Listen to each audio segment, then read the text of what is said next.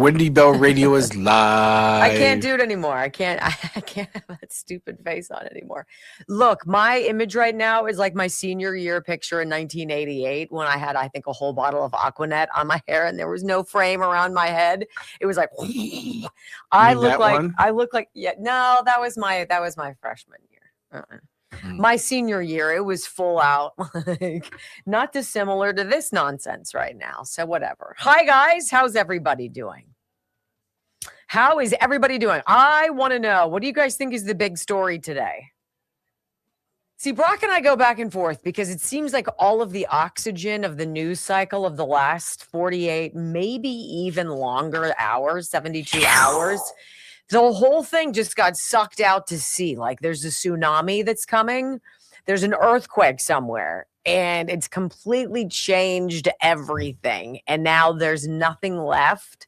And then all of a sudden it's just going to be like, and now we may be bombing Iran. So, well, they've been getting ready for that. Yeah.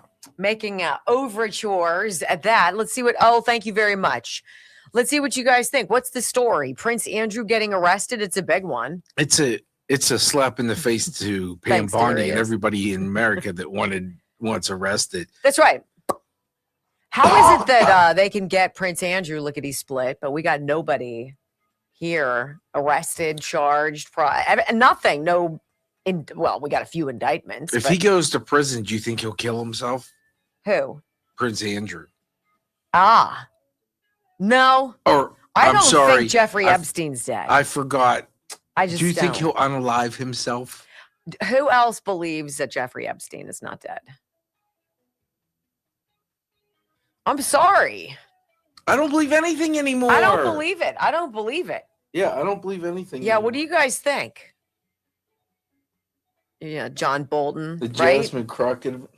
Right? What's the Jasmine Crockett event? Her desperate to prove to you that she's worthy. You think Darius thinks that he's dead. Okay. Not dead. He's alive. He's alive. He's not dead. Right? My only question is, do you think he's dead? Who's he working for? Is he CIA? Was he Mossad? What is he? Is he working for, I don't know, the Vatican? Like, I don't know. What would surprise you right now? If they came out and they were like, Pope Francis was a pedophile, you'd be like, yeah. Yeah. If you told me anyone's dead or anyone's alive, I'd be like, okay. Yeah. I can see it. Right. Like literally my level now of being like, did you hear? Is like up here. It's ridiculous. It's Magic 8 Ball. It's that preposterous. I said to Kate this morning, and God bless you all who send stories. But I get stories and I'm like, if you saw it, and I mean big stories, I'm like, do you really think I didn't see it? Oh, Kate was telling you about something? Yeah. Oh. Hey, let me tell you about Texas Bullion Exchange. I showed you my beautiful coin that I don't have. This is my gold, one of my gold coins in my now collection from wendylovesgold.com. They're absolutely exquisite. This is how they come. Each one is labeled. They've got their own barcode. They have their own holograms. And like on this side, you can see the holograms right there. That is just an exquisite piece. And the 24 karat gold buffalo, right? An ounce of pure gold. They started doing this in 2006. And so mine was minted in 2023. This today is about $5,100, right? For that. You're like, for that? For that, right? And they have deals where you can get 20 of these. Let me know if you want that deal. I'll hook you up with them. We'll do that deal together. I'm just kidding. WendyLovesGold.com. It's an exciting thing to get involved in, particularly if you have wealth. If you have wealth and it's sitting in some savings account, what are you doing? 855-927-5557. Call them. I've made 2 purchases.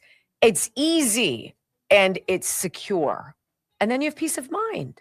And you don't have like cash sitting somewhere doing nothing. You know who you are. You know who you are.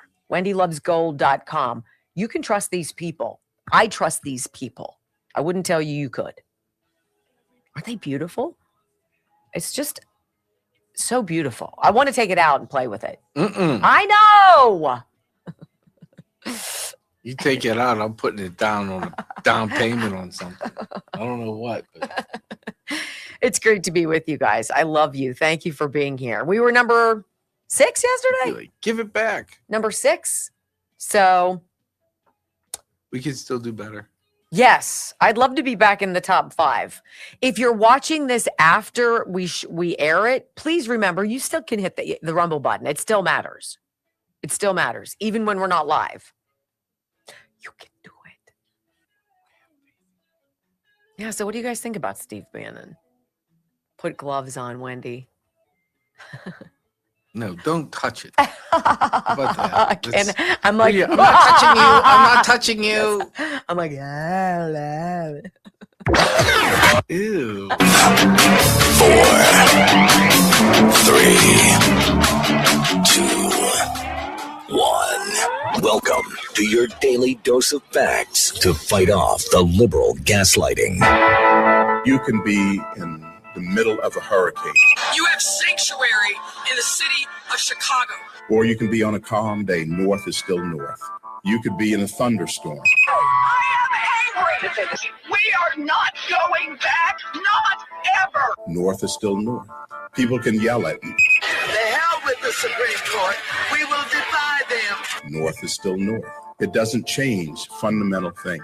And in this business, right is still right, even if you stand by yourself.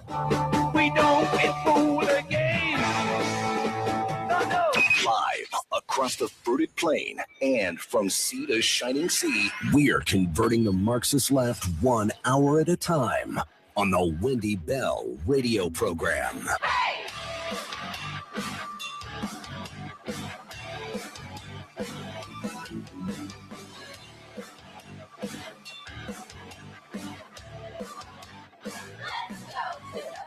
hello, America. Greetings to all of you across a beautiful fruited plain. Welcome home to the Wendy Bell radio program. Our pledge to you is that we will never lie. We will never lie to you. We will share with you common sense, conservative values 3 hours a day. We'll cherry pick some of the stories that I think a lot of people are talking about and others that nobody is talking about. And then we go out there in the world of the internet. We find some of the best audio clips for you so that you get to make up your mind about what you think is going on, about the government that you want, about what's best for you and the people you love. It is that simple. We just ask one thing. Either download our podcast, Wendy Bell Radio, wherever you get your favorites, or go to wendybellradio.com and join us on the live video stream. All 3 hours. If you want to see how fabulous I am in person, you'll have to go do that. It's great to be with you guys. Welcome home. I pledge allegiance to the flag of the United States of America and to the republic for which it stands, one nation, under God, indivisible, with liberty and justice for all. Amen. You know, I was thinking about this on the way in today. What would have to happen to really knock your socks off? Like, what would the news have to be for you to be like, oh my gosh, did you hear blank? Because I don't know, my level is changed so much. Like if you were to tell me that there would be a complete subversion of an election and that all these people would work in concert all across the country, sloppily if you would, but still executing the greatest theft from the American people ever, even bigger than all of the Medicare welfare, tens of billions, hundreds of billions of dollars stolen from us, I'm not so sure I would have ever believed you. And then if you told me that the media were going to lie to cover it up and that wasn't going so swimmingly, so they created this coup thing, this trap for a bunch of patriotic Americans to get ensnarled in, and everybody would lose their minds and call them, insurrectionists and throw them away. I'd be like, there's no freaking way. No, that didn't happen. If you were to tell me that there was a virus, that people in this country, the highest paid federal worker in this country, right, Tony Fauci, was Dr. Frankensteining. And then he shipped it out to Wuhan and unleashed it on the world, and then millions of people died, and he never went to prison, and he got rich and had 24-hour security. I'd be like, that's so not possible. And yet here we are. right? And so this Epstein thing, all of these documents, people are getting, digging into these things. And that's, I guess, your prerogative. I'll be honest with you. I really don't want to. My life is complicated enough. I don't need to go down dark holes thinking about how desperate and disgusting people are. I don't want to hear about these things. Now we hear that Prince Andrew got arrested yesterday on his 66th birthday. Really? Can you create something that's more wild? Well, we're going to talk about that later. But Steve Bannon is now percolating into the front and center of some people's news. Not a lot.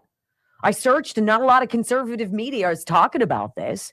But as a documentary filmmaker, we were told that Steve Bannon was hobnobbing with Jeffrey Epstein long after he was accused of and convicted of being a disgusting sex offender, right? And Steve Bannon hung with him anyway. But now these emails are coming out that in early January of 2019, Steve Bannon was having these email exchanges with Jeffrey Epstein about President Trump. You'll remember he was an advisor. He was some kind of a strategist, Steve Bannon was, for the first 6 months. Literally, he lasted 6 months in Trump's first term before Trump bounced him, and that happened right after Charlottesville.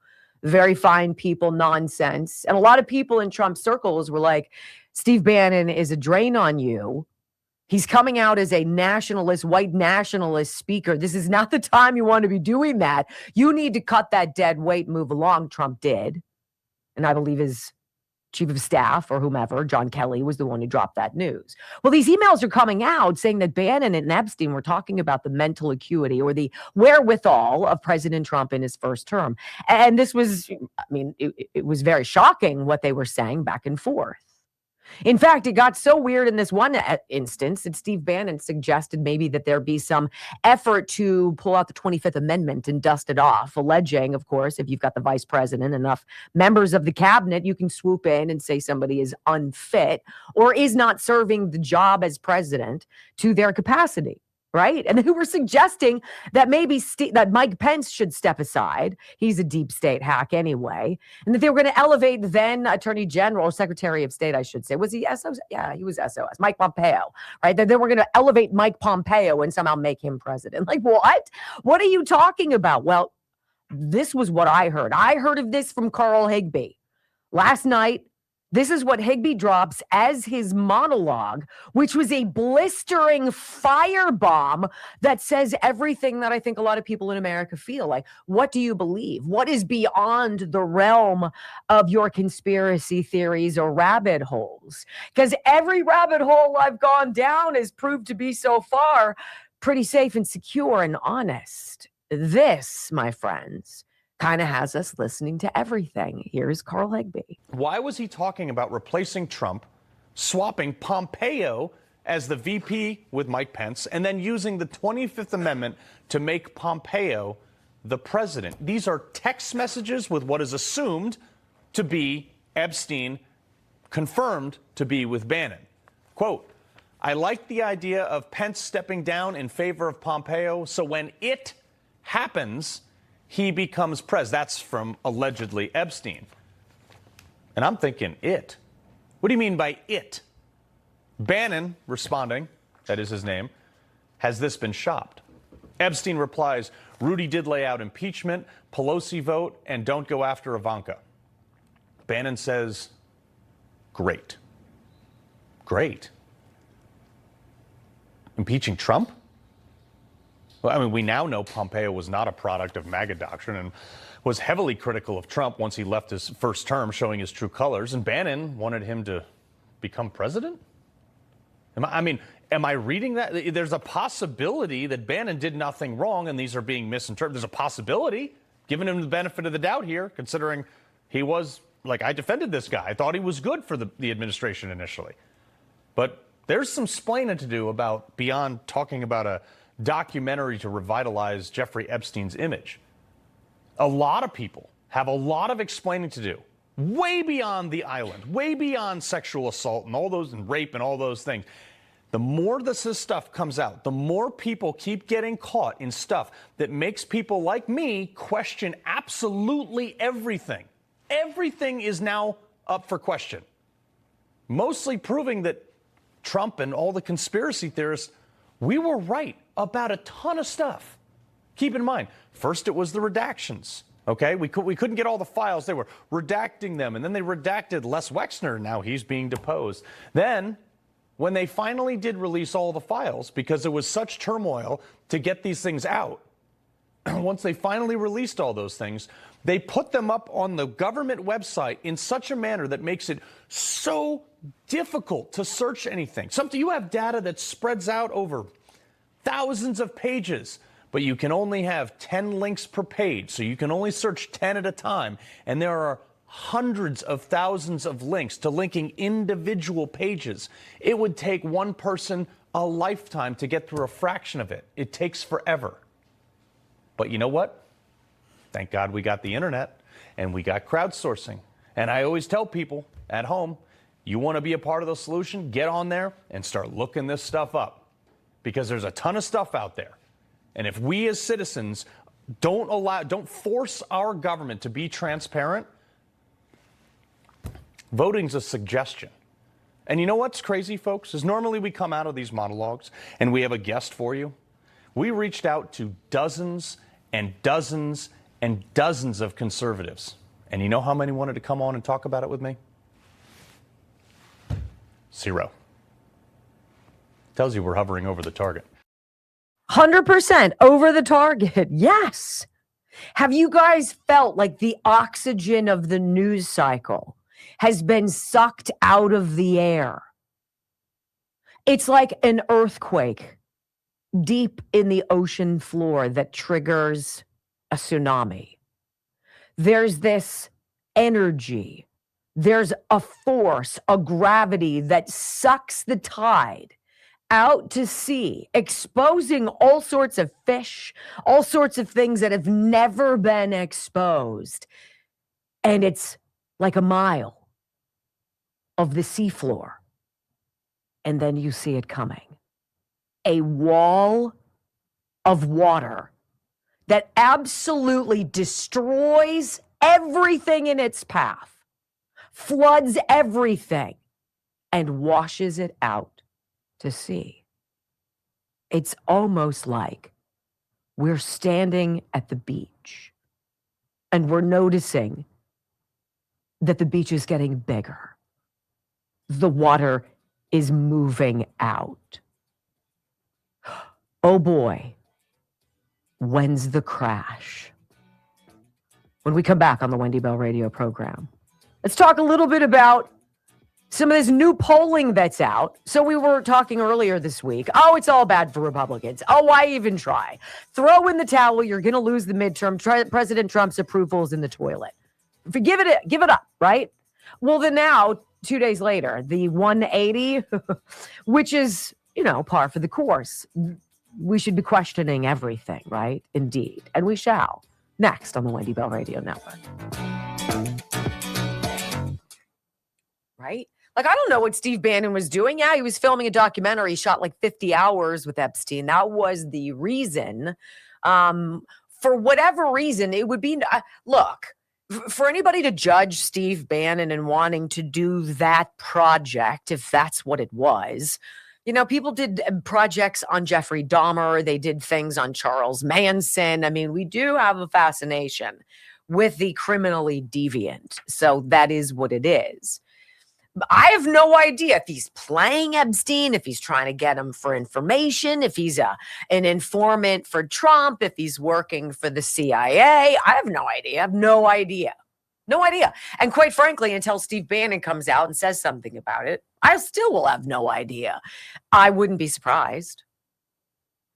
I don't think we've ever gushed about Steve Bannon. I never thought he was anything that great. I know he ran Breitbart for a while, and that's fine, but like, whatever. I'm not dissing the guy. I'm just sort of like, meh. He kind of strikes me a little bit like Mitt Romney. Like, you can dust him off and make him look the part, and then you could also see him hanging out with the other side and be like, yeah, I figured that. Right? I don't know, but there's some explaining to do, as Carl said. He's right. He's right. Let me tell you about, Dr. Rafferty. He sent me something today, which I love. He sent me a testimonial, which is great. He's like, Wendy, I love this. Of course, now that I've said that, I can't find it. Let's see if I can get in here. How's everybody doing? Why don't I always check before I see these things?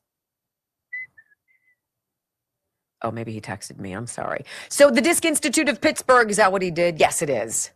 He says the disc, okay, this is from somebody. This is a testimonial from one of you guys. The Disc Institute of Pittsburgh truly exceeded my expectations. From the moment I arrived, the staff made me feel welcomed and cared for. They're professional, compassionate, and extremely knowledgeable. I suffered severe back pain and was told surgery was my only option. However, their non-invasive treatments gave me real relief. I feel stronger than ever. If you're struggling with disc issues, this place can truly give you your life back. Thank you from Hannah. PittsburghDiscInstitute.com, 412-906-9600. Non-surgical, 98% successful. Get on the ball. Change your world, 100%. Thanks for that, Doc. I appreciate it.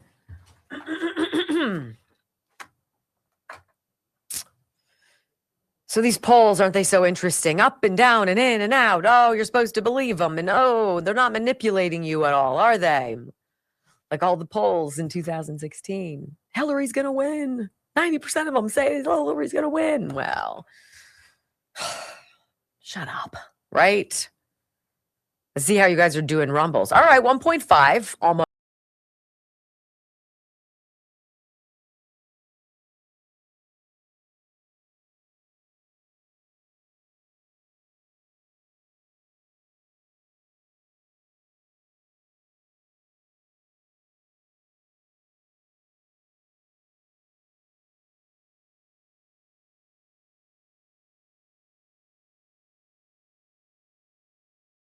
Loves Donald Trump. 2 days later, oh my God, the guy's the worst ever. Like, how is he ever going to get back? And Democrats, wow, they're looking poised to take over the House in the midterms. And then today, no, man, Democrats, they really need to hear this warning. It's almost like you guys are on a yo-yo. Doesn't it feel like that? Sometimes I feel like that. Just getting thrown out there and you're like, and then it brings you back in. All the while, of course, expecting for you to believe what the numbers say. So Gallup has a new measure of favorability out. Why is anybody doing these polls? It's like nobody has an actual job anymore. So we're going to go out and we're going to gossip about a bunch of people. We're going to put out polls and we're going to be able to twist the results based on how we ask these questions. Come on, it's always been the rub of polling. You can't extract your own inherent bias unless it's the most Melba-toast question in the world, and they are not. So for this, many Democrats apparently still down on the Democratic Party. A new AP NORC poll finds, really not the rebound the Democrats had hoped for after President Trump got back into office. So they've notched a series of wins in some special elections, but only about 7 in 10 Democrats have a positive view of the Democratic Party, according to this new polling. I don't know why that's really all of that significant, right? In Gallup's measure of favorability, Democrats' positive views of their own party declined about 12 percentage points in the last year. Why would that be? Look, you can only resist Donald Trump for so long because then you do nothing. All you do is create problems. You create madness and chaos. There's always a price tag to clean it up. And lo and behold, who are the morons who flip the bill? We do that. Well, Democrats even saying, can we do something other than resist? Is there any more to your playbook than resisting? Or is that all we've got? It seems like that's all we've got. Harry Enton, meanwhile, must have gotten an earful from somebody over at CNN. They're like, look, we've already lost 2/3 of our viewers. You got to be easy on these people, okay? So Harry has come back after telling us on Tuesday that Trump is just sinking terribly. And he's like, you know what? Things are looking really bad, in fact, for the Democrats. He goes, it looks like Republicans are the favored party when you look at all of the governorships. Got some governorships up for grabs, and it doesn't even look close. So, like, which one is it? Is it good for the Republicans and bad for Democrats? Or is it good for the Democrats and always bad for Trump? I don't know. Listen, Yeah, governors have a whole lot of power, and there's all this talk of a Democratic wave, but the gubernatorial races nationwide should stand as a wake-up call for Democrats, because take a look here, the race raiders, governors post-2026 election, at least tilting to the Republicans. Look at this, a majority, 26, that is at this point the number of governors that are expected, at least tilting towards the Republican Party at this point. Democrats come in at just 20. The rest of the races are toss-up. Of course, you sum up to 50. And I will note that the Republicans right now hold a 26 to 24 gubernatorial seat advantage. So at this point, it doesn't look like Republicans on the net and the aggregate are actually going to lose any governorships. In fact, when you add in those toss-ups, they may gain. So this should stand as a major wake-up call to Democrats, because if there's a wave building, it has not, at least at this point, hit the state level when it comes to governorships. I kind of feel bad for the guy, because polling is all, and doing what Harry Enton does, it's like for a living, making a living off of telling people nothing, right? Giving them nothing that is demonstrable, provable, or even that comes through in the end as being correct. And yet you've got to stand up there and pretend like what you're doing is super duper important. I don't believe anything anymore. That's what Carl Higbee was saying. I trust no one. I believe nothing. I'm surprised by almost zero, right? And he goes on to say, he's like, look, Democrats haven't had the majority of governorships since 2010. And even state legislatures are majority Republican.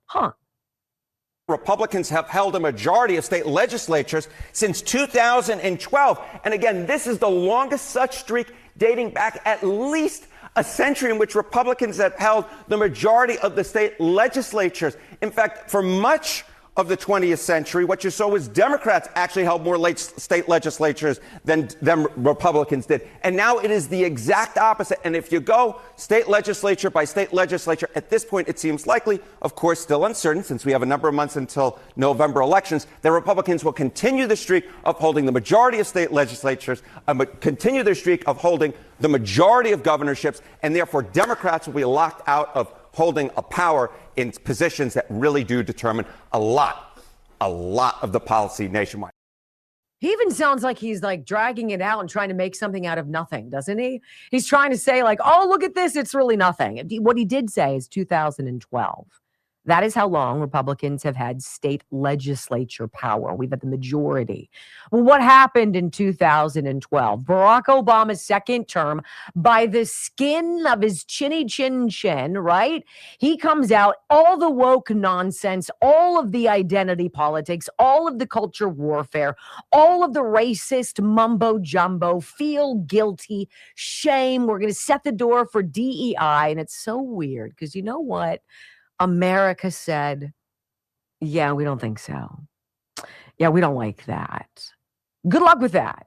So Democrats are just 14 years a little behind, ladies and gentlemen. But I'm sure by Monday, it'll be the Republicans back on the hot seat, sucking wind, just like that tsunami. When we come back on the Wendy Bell radio program, Donald Trump's latest truth post shows a pretty meaty video that he'd like us to chew on, and chew we will. What it says about a word we're not supposed to ever say. Dominion. Next on the Wendy Bell Radio Network.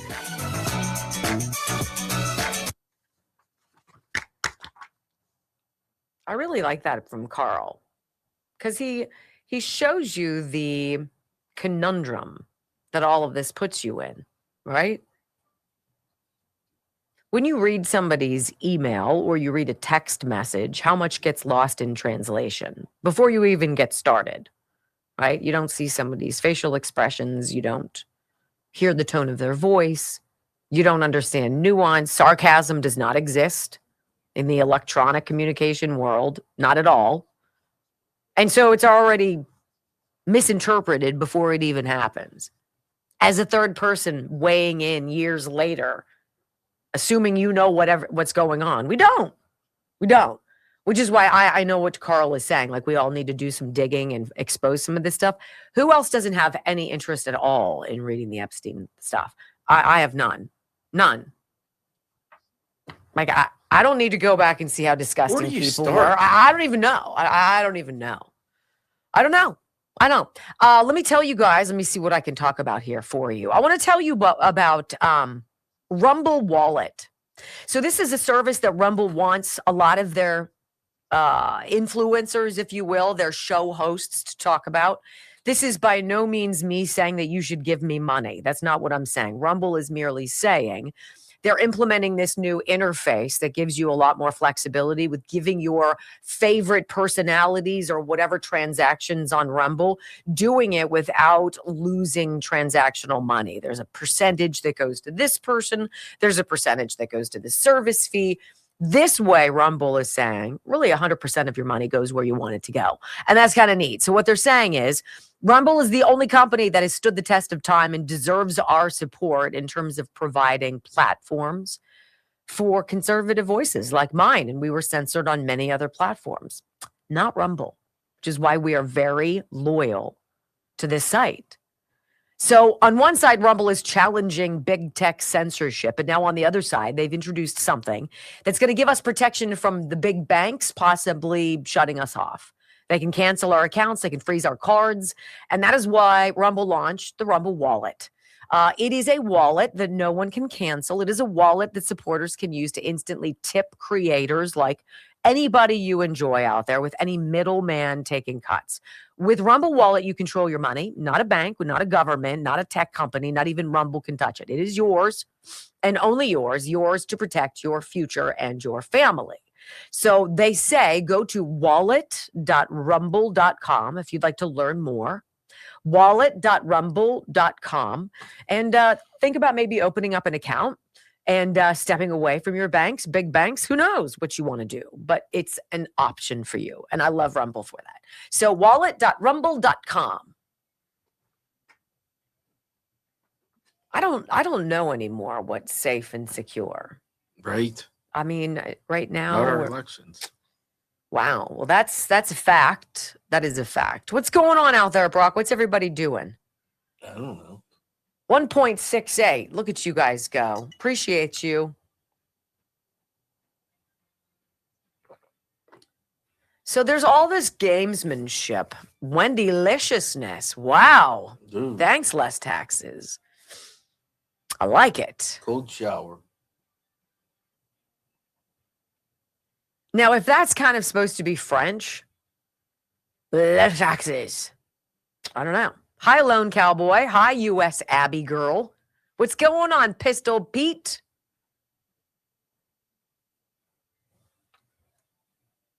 I really hope that all of the people who are certainly well more, and many of you are, well more advanced, and you've spent way many more hours than I have going down these rabbit holes. You're involved with QAnon and reading the posts from Q and suspecting this and that and connecting dots and all this. God bless you. God bless you. I don't know what's true or what's not, but you guys have really been proven right an awful lot of the time. I wonder when the zipper is going to come on the horizon. I'm waiting. My next thing I want to hear. Yes. We're abolishing the IRS. That would that be is lovely. the only way to truly get rid of the deep state. Yeah. You've got to get away. You've got to get away from their access of our money.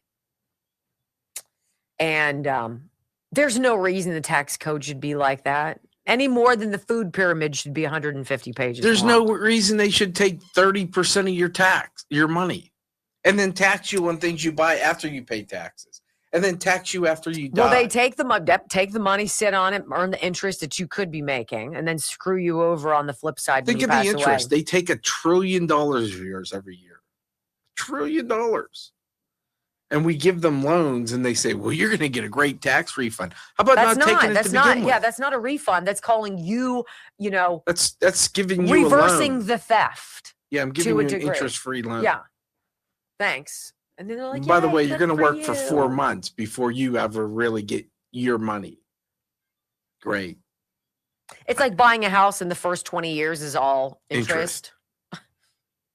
Right? It's like $380 for principal and $12 for interest, or or the other way around. You know what I mean? Yeah. Yeah. I mean, that's why you try to refinance. I hate everyone. I do too. No, you don't. You can't be fussy today. Well, this is our Friday today. Remember, we're not here tomorrow. But there will be a pet show. But there will be a pet show on Saturday at 10. That's why you hit the follow.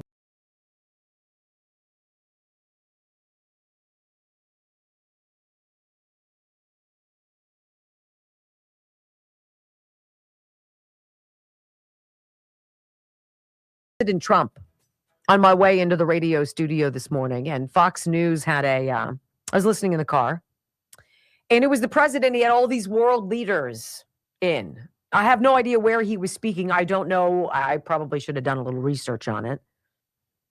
But he was going through and introducing all of these leaders from Pakistan and from all these other countries all around the world, places that you could hardly pronounce, let alone names of people that you could hardly pronounce. And President Trump had a relationship with every single one of them. So like literally he's weaving before he even gets to the nitty gritty of why they're all there in the room together. And he goes down each world leader's name and welcomes them and thanks them profusely for their time and the effort to come to the United States and to meet with him, right? And he shares the story about all of them. He's connected with every single one of these people. And what we're seeing is the world galvanize around the guy who is the force. And then you see in the United States, people still haven't done that yet. Democrats are still fighting the inevitable. They're doing whatever they can to put spike strips on the road. They're going to the Acme company like the Roadrunner, right? Or like the Coyote and trying to buy an anvil and all of these tricks. They're doing whatever they can. Put down IEDs wherever you can. Thwart the progress of this president. Meanwhile, you've got people coming in from all over the world who are ending wars with each other because this president was like, look, if you guys don't stop killing each other, this is specifically India and Pakistan he was talking to today. I said, if you guys don't stop this nonsense, killing each other, I'm going to slap 200% tariffs on you and you'll never do business with the United States again. And that is a crushing blow. That is leverage. This president knows leverage. He understands that deal. But what's funny about the president's deals is that everybody walks out feeling as though they've won something. Nobody bends over and takes it all, and nobody walks out with the pot of gold. Everybody gets a victory of some nature to them. But this president always gets the most. He's purposefully dropping little breadcrumbs on our paths. He's depositing on his Truth Social account video clips that are years old on purpose, and each of them has a similar theme, whether it's Nevada or Wisconsin or it's Michigan or Pennsylvania or it's Arizona or it's Florida. All of these videos have been painting that path that he wants all of us to be on together. That we are nothing if our elections can be stolen, and they have been, and it must stop. I want you to hear two parts of this video that he dropped because I think they're significant. You know, no mainstream media outlets reported the millions of votes. Millions of votes, 2.7 million Trump votes that were deleted from the tally on election day in 2020 on Trump or on Dominion voting machines against President Trump. No mainstream media outlet has reported that, right? And you're going to hear a little bit about that, and you're going to listen to a voice that is familiar. Our friend Christina Bobb, former OAN reporter, a United States Marine, a lawyer, and a damn good journalist, breaking down, debunking some of the myths. Remember when they told us these machines cannot be connected to the internet? Don't worry about it. They're not talking to anybody else. Nobody's hacking into these machines remotely. Oh, knock it off, conspiracy theorists. Really? Here's the first clip going all the way back to the end of 2020. Election systems across the country are found to have deleted millions of votes cast for President Trump. According to an unaudited analysis of data obtained from Edison Research, states using Dominion voting systems may have switched as many as 435,000 votes from President Trump to Joe Biden. And the author also finds another 2.7 million Trump votes appear to have been deleted by Dominion, including almost 1 million Trump votes in Pennsylvania alone. The experts' claims are quite shocking and starkly contrast the narrative that we've heard. Media claims have been made that the machines were not connected to the internet, but according to the forensic report, that is patently false. The experts examined both Dominion and ES&S machines, and both were connected to the internet using wireless technology. This is a fact that the machine vendors knew well before the election because their proposal to pitch for the contract included information about internet transmission and wireless capabilities. It's so weird. Remember how everybody and his brother, all the news can't be? It's sort of like all this stuff that they were saying, like without evidence or baseless claims. There's that catchphrase that's used to basically tell you to move along. You're not supposed to be talking about that. No, no, no, they said. That's ridiculous. Why would they be connected to the internet, right? Oh, I don't know. And then very nonchalantly, that first OAN reporter was like, 1 million votes, as many as 1 million votes switched from Donald Trump in the Commonwealth of Pennsylvania. Really? Because that's kind of like what we all watched going on November 3rd of 2020, right? I mean, how many of you got demonetized, deplatformed? I lost a job over talking about this stuff, right? Oh, wait a minute. Oh, that's right. Because we were right. Christina Bobb, of course, because of her dogged reporting, got sucked into the Arizona fake electors indictment from April of 2024. She's charged with 9 felony counts, including fraud, forgery, and conspiracy, alongside 17 others for plotting false electors to overturn Biden's Arizona win. Really? Of course, she pled not guilty, but that's what the deep state does to you when you step out and you don't heed their warnings, and you start telling the truth, and you start saying things that they don't like. They come after you to destroy you. I've spoken personally with Christina about the experience. It is mind-bending. Audio soundbite number 2 from this OAN clip.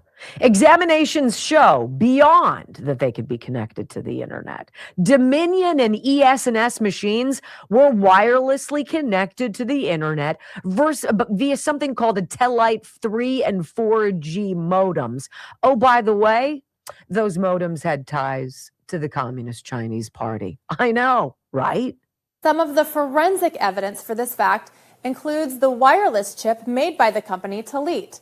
This is a picture from the forensic audit of the chip inserted into the machine to transmit information wirelessly. This is a clear admission that they knew the machines were connected to the internet and there were problems, so they had to tally manually. The media also claimed that there was no foreign involvement, but according to the forensic report, that is not true. The 4G card included in the ES&S machines, pictured here, was made by the company Telite.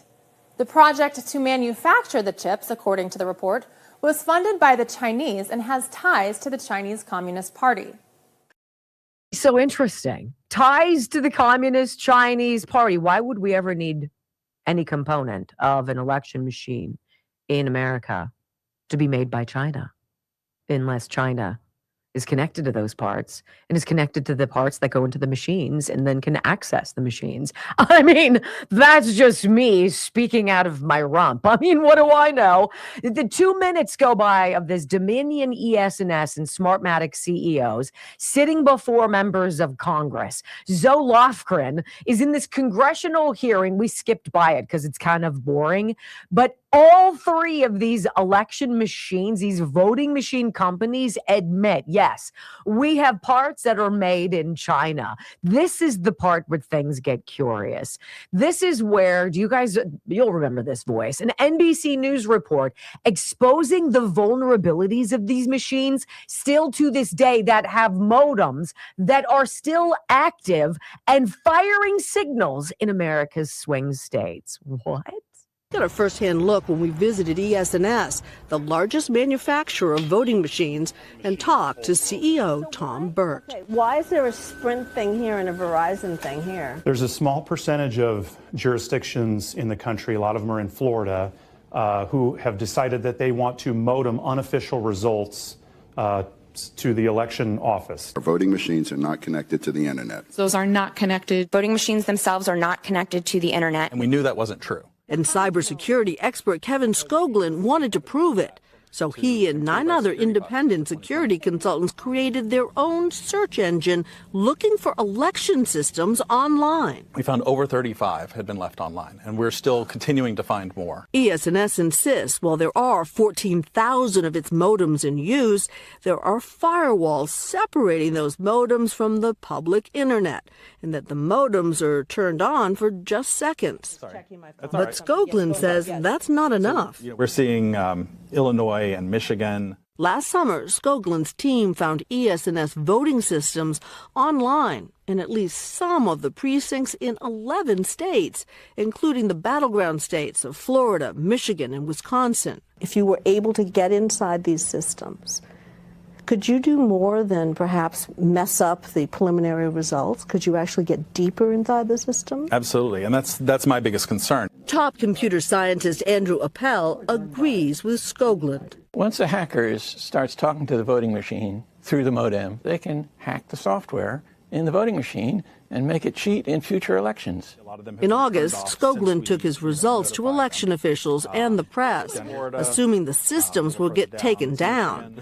We were astonished when he showed us some of those systems are still online. Modems in voting machines are a bad idea. Those modems are network connections, and that leaves them vulnerable to hacking by anybody who can connect to that network. We should make sure that voting machines are not connected to the internet. Period. Period.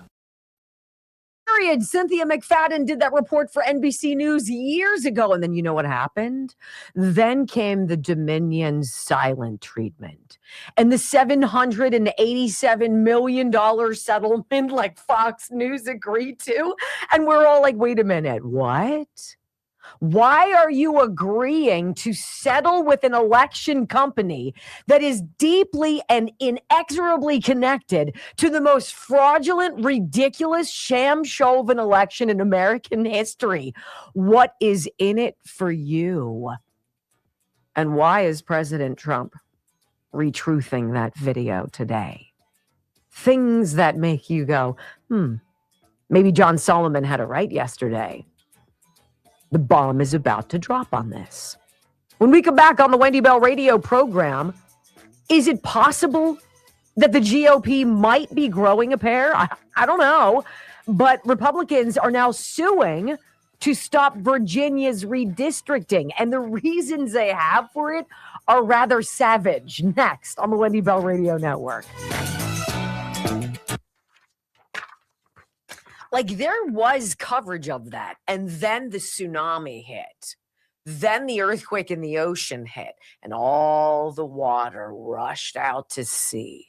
And we were all like, what's going on? Why is everybody so afraid?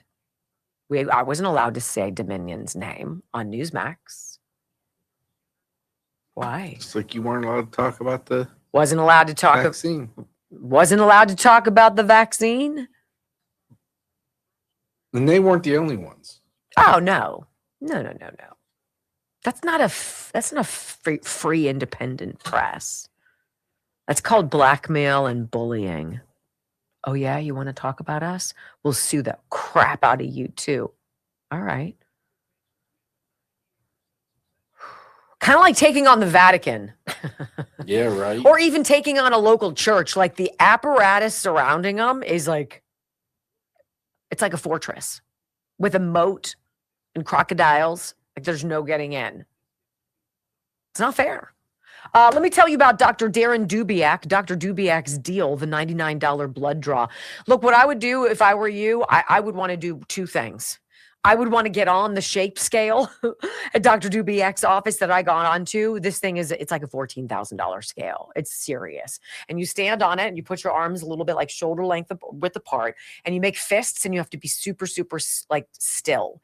And it goes around you. There's the thing that starts going around you, and it takes all these pain, then it comes back down. And it takes all of these readings of your body fat and all of the composition and density and all of this stuff. So it shows you exactly where your highest propensity of jauge is. I could have told you. It's like from here to here, right? And it tells you this is percentage of your weight. This is a percentage of fat. This is blah, blah, blah, blah, blah. It's do that and get a blood test. $99 blood test. Blow your mind. $99. This is the end of it. This is the last time we're going to talk about it. I think it ends tomorrow. And this is Dr. Dubiak, 412-227-9255, saying we're going to give you a couple $1,000s worth of blood work. So we have a good understanding of what's going on in your body and why you're having such a hard time losing weight. And once you get those answers, you're like, thank you, God. Now, all of a sudden, the puzzle's all laid out for you and you can see the picture, right? Before you're like doing it blind with pieces that are on the floor. This answers. 412-227-9255. Body by aim360.com. It's how Brock started his life transformation. That's how it starts. It's not ever $99 through today and tomorrow. That's it. Okay? Body by aim360.com.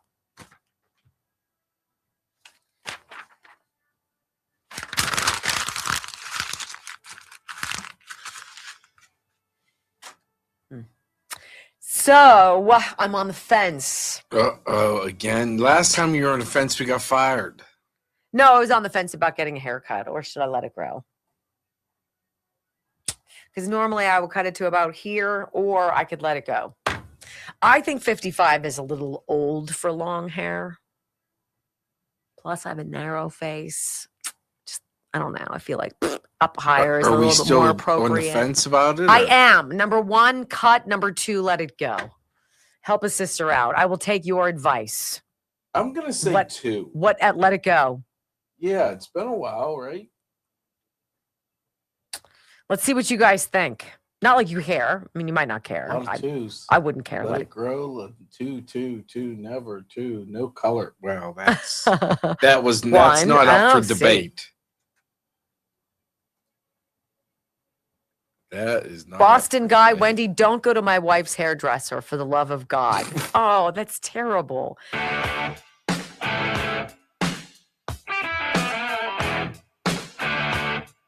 Welcome back to the Wendy Bell radio program. I want to read this to you. See, the Virginia Democrats think they've done this slam dunk with the redistricting. They want to take the 7-1 House representation for the Democrats in the state of Virginia, Commonwealth of Virginia, and they want to make it 8-0. And so they're going to redistrict and basically carve any kind of Republican representative out of it. Not so fast there, Sally. Republican organizations filed a lawsuit Wednesday objecting to Virginia Democrats' 2026 redistricting ballot referendum for using misleading language. Shocker. And violating state law and the state constitution. Other than that, I think it's probably good to go, right? The emergency motion sought a temporary restraining order to stop the process before early voting starts on March 6th for the referendum. Virginia Democrats are trying to ram through an illegal redistricting scheme that a court has already called a blatant abuse of power, said the chairman of the National Committee, the Republican National Committee. Despite nearly half of Virginians supporting President Trump, Governor Abigail Spanberger and Democrats are working to silence voters and lock in permanent political control. They're ignoring the state constitution, misleading voters, and rushing a sham election. The RNC was joined in the lawsuit by the National Republican Congressional Committee and two Republican lawmakers from Virginia, Representatives Morgan Griffith and Ben Cline.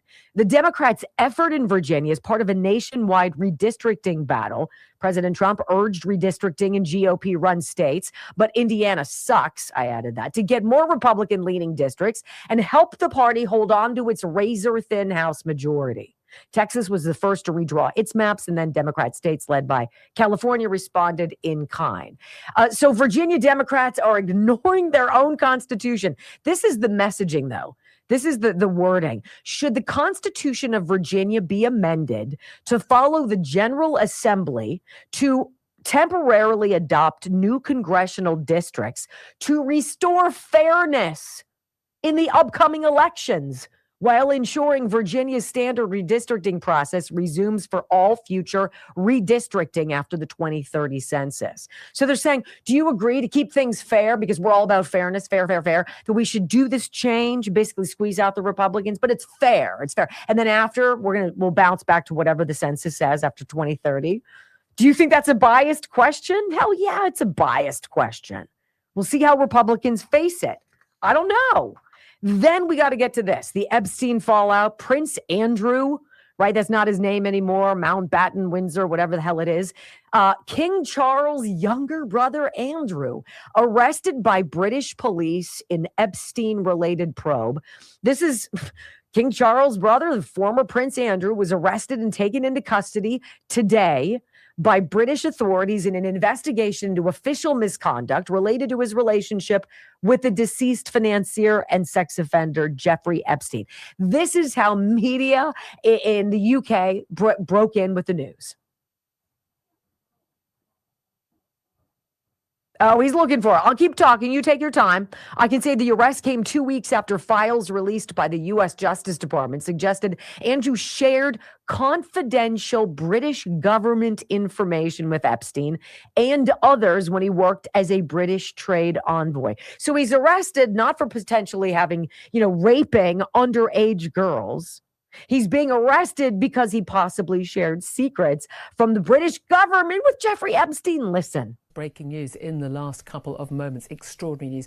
Not just that the police have arrived at the Sandringham estate where Prince Andrew, as was now Andrew Mountbatten Windsor, is currently living since being thrown out of the Windsor estate. The police have arrested Andrew Mountbatten Windsor. It's an extraordinary revelation and development on this story involving the Epstein files and all the allegations that have been swirling around about Andrew over the many years, from Virginia Giuffre, now sadly deceased, and since then, and certainly what's been contained in the Epstein files as released in the last few weeks. But the police have arrived at Sandringham Estate this morning, where Andrew has made his new home. It's his 66th birthday today. What a birthday present that is. He has been arrested by the police. Of course, the brother of the current king, the second son of our late Queen Elizabeth. It's just really stunning. It really is. I mean, granted, it's not for what anybody wants it to be for, but still. Police there confirming a week ago was investigating allegations against Andrew that had surfaced in the DOJ released documents. And this morning announced that as part of the investigation, we have today arrested a man in his 60s from Norfolk on suspicion of misconduct in public office, blah, blah, blah. King Charles said after the arrest that he learned, quote, with the deepest concern of the arrest, and that, quote, law must take its course. Well, apparently there's some law taking its course in the UK, because we've yet to have anybody arrested. I don't see anybody in handcuffs. We've got no breaking news to tell you about any developments in this country about the sordid affairs of an American citizen who managed to ensnarl a hell of a lot of powerful people in one hell of a trap. If you believe Epstein's even dead, right? I mean, that's a whole nother rabbit hole. Is that why Cash and Dan said he didn't kill himself? Because he's not dead? That would make sense. Right? When we come back, hour number 2 of the Wendy Bell radio program, when DEI causes all the fish to die. Uh-oh. The Potomac River mess next. We've been raided. We've been raided? Cast and Stinchfield. Wow. All right. So think about that. Right? What was that pivotal moment that a lot of you had that really sinking feeling about Kash Patel and Dan Bongino? Look, I've read Cash's book, right? Government Gangsters. Brock has read the book. You're talking about a guy who basically came from nothing, who stumbled into a job as a public defender, wasn't he? And then became something so pivotal and has now climbed up to the ranks of the head he of worked with Nunez. He was all about Donald in President Trump's first term. He was all about unraveling the Russia bullcrap. Yes, he was the guy who has all of the blueprints, right? And so when he and Dan Bongino came out in that Fox News interview, wasn't it Fox? Yeah. And they looked at the camera and you're like, that's bullshit. And you're like, that's total. They both look like they had seen a ghost. Particularly Bongino. Both of their eyes don't lie. Like you could tell because they were like, Jeffrey Epstein didn't kill himself. And we're like, it looked like a hostage video. Right? I was like, that's kind of messed up. Like anybody else not believe that? Huh? A lot of new eyes. If you're new, follow. Give us a follow. Hey, and hit the Rumble button. We appreciate that. Glad to be with you guys. Thank you. But right, so what if it like we've already chewed here on the very, I think, shared reality we all have. The dude's not dead, right? Jeffrey Epstein's not dead. Please, it's like the worst suicide ever. It's the worst freaking suicide ever. You mean like a suicide, like shooting yourself in the back of the head? That's right. And or stabbing yourself like 800 times? Right back here. Yeah. She found dead with a knife in her back. How'd she do that? It was suicide. And you're like, right. Okay. Yeah, right. Aren't you all now like things that make you go, bullshit? I'm sorry, but not sorry. Okay. Let me tell you about somebody real fast. I got a sponsor for you, bloodflow7.com. You know, a lot of people sit here and they'll say, I need to make money, and Rumble or other people will call and be like, hey, we've got a sponsor for you. I have to use the product and like the product. Like, I'm not going to tell you about Ghost Bed if I think Ghost Beds suck. They don't, by the way. I'm not going to tell you about Blood Flow 7 unless you're going to feel something pretty awesome with Blood Flow 7. I'm 55 years old, right? I have 5 sons. I have no business running around and having energy and going to the gym and lifting weights and upping my bench press and being able to do pull-ups assisted, but doing pull-ups. I shouldn't be able to do that stuff, right? I'm going to say this has improved my strength, stamina, and focus at least by 50%. Bloodflow7.com/Wendy. If you trust me about nothing else today, trust me about this and use Wendy30 as a promo code. I don't care if you're 84. You're going to benefit from having nitric oxide in your blood, which opens up your blood vessels. And so more blood can flow. And then all of a sudden you're like, dang, where have you been all my life? I'm a subscriber. I pay for my own. Bloodflow7.com/Wendy. Dudes, look at the alpha gold male because it takes into account testosterone. So men have different blood flow performance, strategies and issues than women. Alpha gold male, 30% off, Wendy 30. It's great to be with you guys. Hey, if you want to follow, because you're looking and you're like, she is so damn cute. I know. And then you're like, I need to follow her more. Did I just remind you to take it? Yeah. I love that. I already took mine because I'm going to see my father this weekend. Your Alpha Gold. And I took my little baggie of my little drug baggie of my multivitamin and my Blood Flow 7. I'm like, hi. Hit the follow button. We're trying to get to 100,000 followers by Easter, and I don't think it's going to happen by Easter, but you never know. All right, let's just clear this up now. We are off tomorrow, the one day off that we've taken so far this year. There will be a pet show on Saturday because we're both traveling. World-renowned veterinarian Dr. Mike Hutchinson at 10 a.m. Eastern hops on this channel with Brock. They've been doing it like 4 years, which is mind-numbing. Yeah. And they take your questions, and Mike talks to you about animals. And it's like the most educational thing in the world. It's great. And no show on Sunday. Correct. We'll be traveling. I could, but I'd be whispering in the hotel room because Michael is going to be joining us. Toolsy. We got to do a Sunday show again and get your rabbit holers. Attila on. Attila. So we can and make it a I like 2 that. hour. I like make the it a rabbit 2 hour holes. where we Right. just talk tinfoil. What could be next? So this whole water stuff going on with the Potomac. The irony of it. You literally can't choose a visual that's more striking Mm-mm. than literal human poo. Logs of poo. Logs?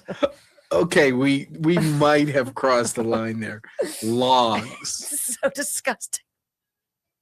Did you see after all the snow melted in New York and there's just crud everywhere?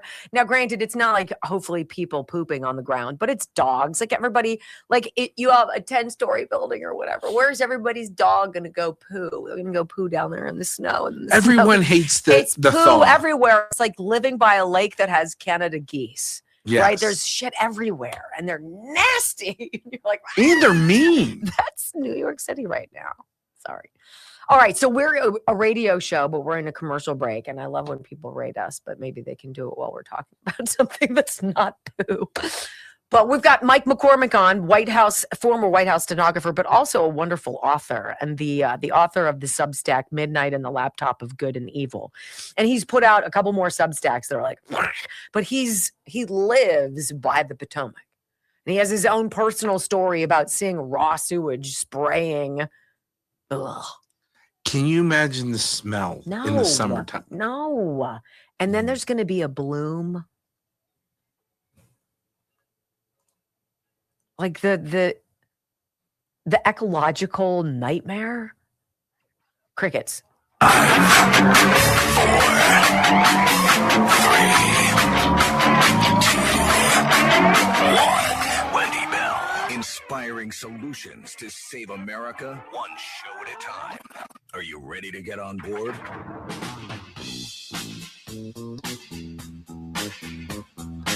You told us when it could be time to panic. Well, is it time to panic? Well, let me just tell you, folks, it's never going to be time to panic because we're never going to give up. We're not going to give up on America. America is worth it. America is worth fighting for. America is worth not giving up. And while we have that attitude of not giving up, we are constantly going to be searching, strategizing, coming up with ways to prevail. We've got the basics. We have millions and millions of Americans that are fed up, can't wait to do something about it. There will be a series of ideas that people come up with based on dealing with the fraud that we know we have to deal with. You're not alone. You're not a singular individual all by yourself out there trying to fight these people by yourself. There are 74 million plus and growing. We're not going to give up on America. From sea to shining sea, 3 hours of bold truth and excellence. The Wendy Bell Radio Program.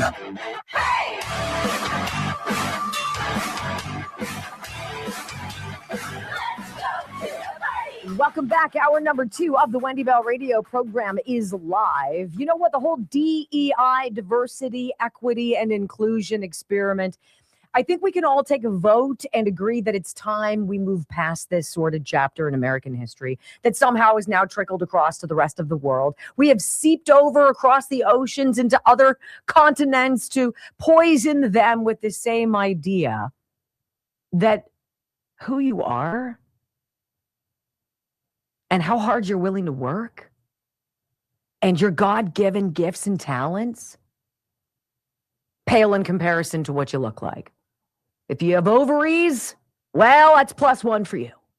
If you've got color on your skin and it's not a tan, +1 for you, right? Have you guys ever seen those team building exercises they do? They do this in college. This is crazy. Freshman year in college, right? And we think college is worth it. It's not.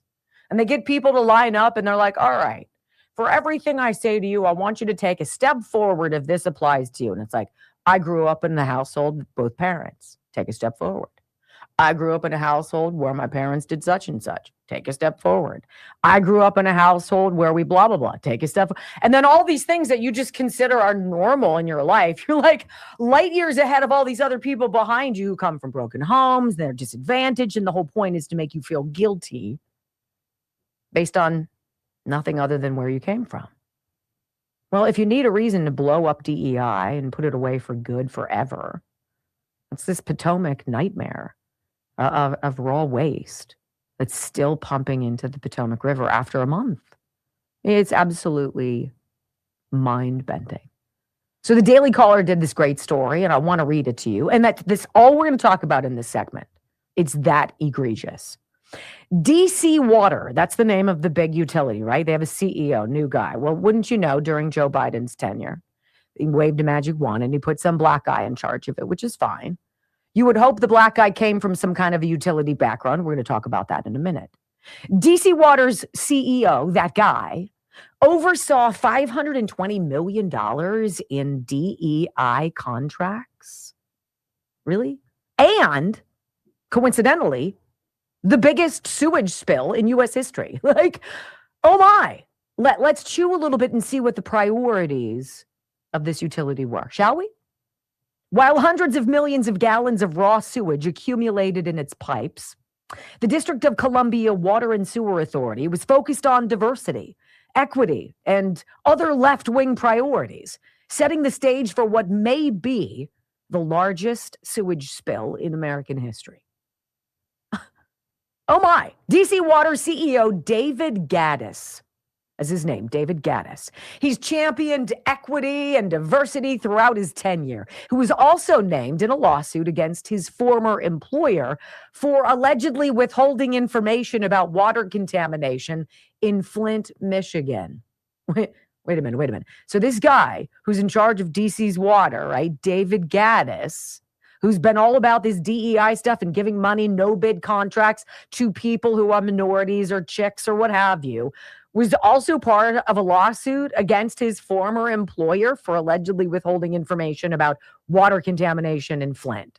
Like, it's 2026. Do they have clean water yet? I don't know. I'm going to go with no, because that's asking for an awful lot. Let's dig a little bit deeper into this guy. Before joining DC Water in 2018, Gaddis served as executive vice president of Veolia North America and CEO of Veolia Water Indianapolis. It's the utility's first black CEO and the first black executive to lead a major Indianapolis utility, according to his bio. Woohoo! Look at me. Look, I'm all about breaking through glass ceilings, but I think you should earn it.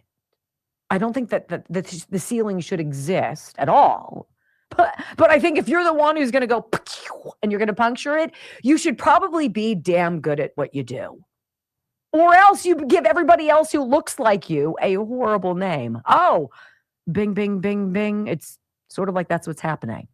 Well, that reputation faced scrutiny in 2018. He touts his partnership with municipal leaders and his diversity and leadership on diversity initiatives. But that reputation faced scrutiny in 2018. An amended class action lawsuit cited a Veolia statement in which Gaddis promised the company would deploy its technical expertise to ensure water quality for the people of the city of Flint, touting experience with challenging water sources and contaminant management. The suit claims residents had every reason to rely on Veolia's subsequent assurances of safety.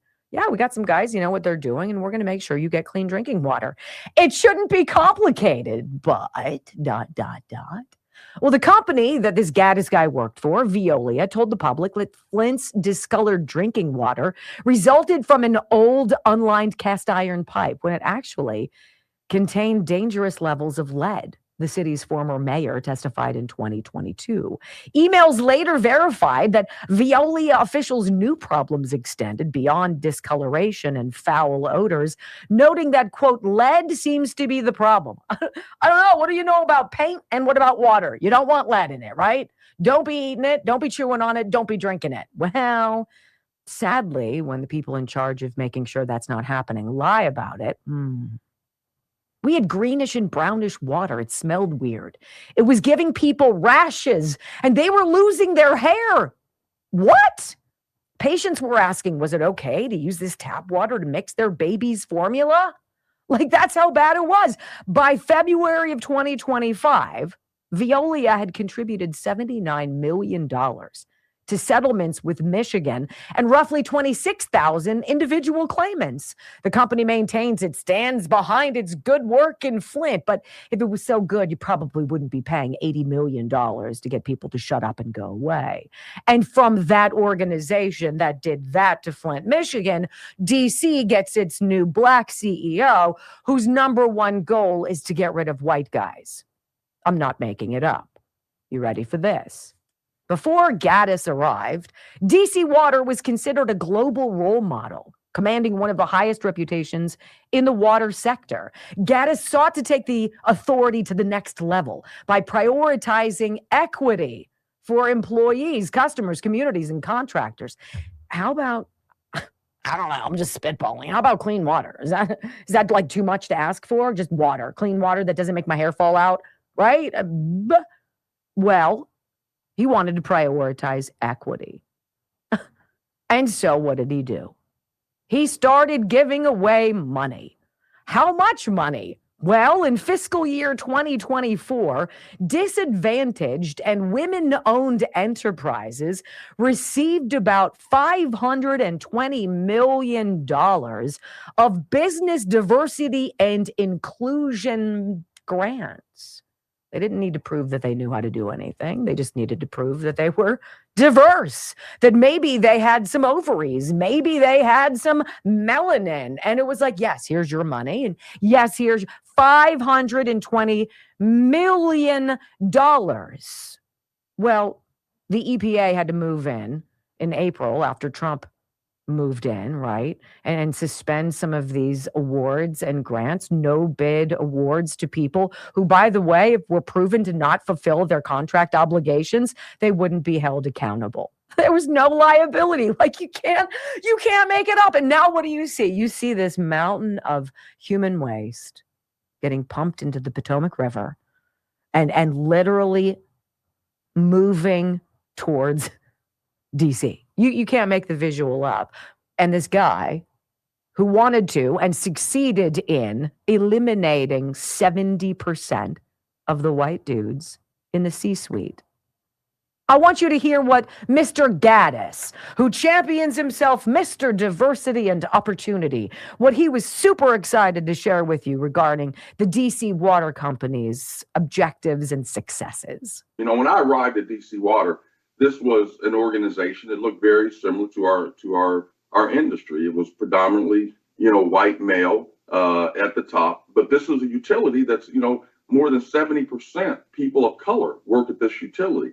And I really believe, and I still believe, and it has been fantastic. The outcomes have been fantastic, but the people at the top, the executives, the chiefs in that C-suite, they should look like the employees that they serve and that they work with, and the same thing with the community.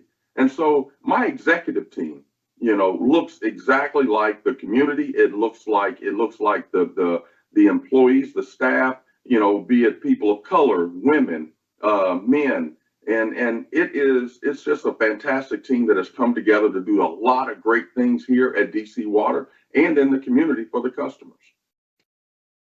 Well, $500 million later, right? We got all the chicks and the, the black and Hispanic people and white guys have been carved out of it. We're doing great. Well, that spill, by the way, in the Potomac began nearly a month ago with 300 million gallons of bacteria-laden sewage entering the river. So I'm sure he's super excited to talk about that, right? Echoing the Flint ordeal, DC Water admitted on February 9th that it made a critical error in reporting E. coli levels, minimizing contamination by more than 100 times. Other than that, we're doing great. It's super. We're really, really fantastic. Hey, Mr. President, if you're listening, and I know you are, can you drop a video about Pennsylvania next? Because I think Josh Shapiro is feeling the heat. I love it. Let's talk about that next on the Wendy Bell Radio Network. How did did you know that? Because it's not listed in the rundown. How did you know that I was going to go to that soundbite? It's not even listed in here. How did you do that? Like, where did I go with it? It evaporated, but you were totally on my wavelength. How did you do that? I just paid.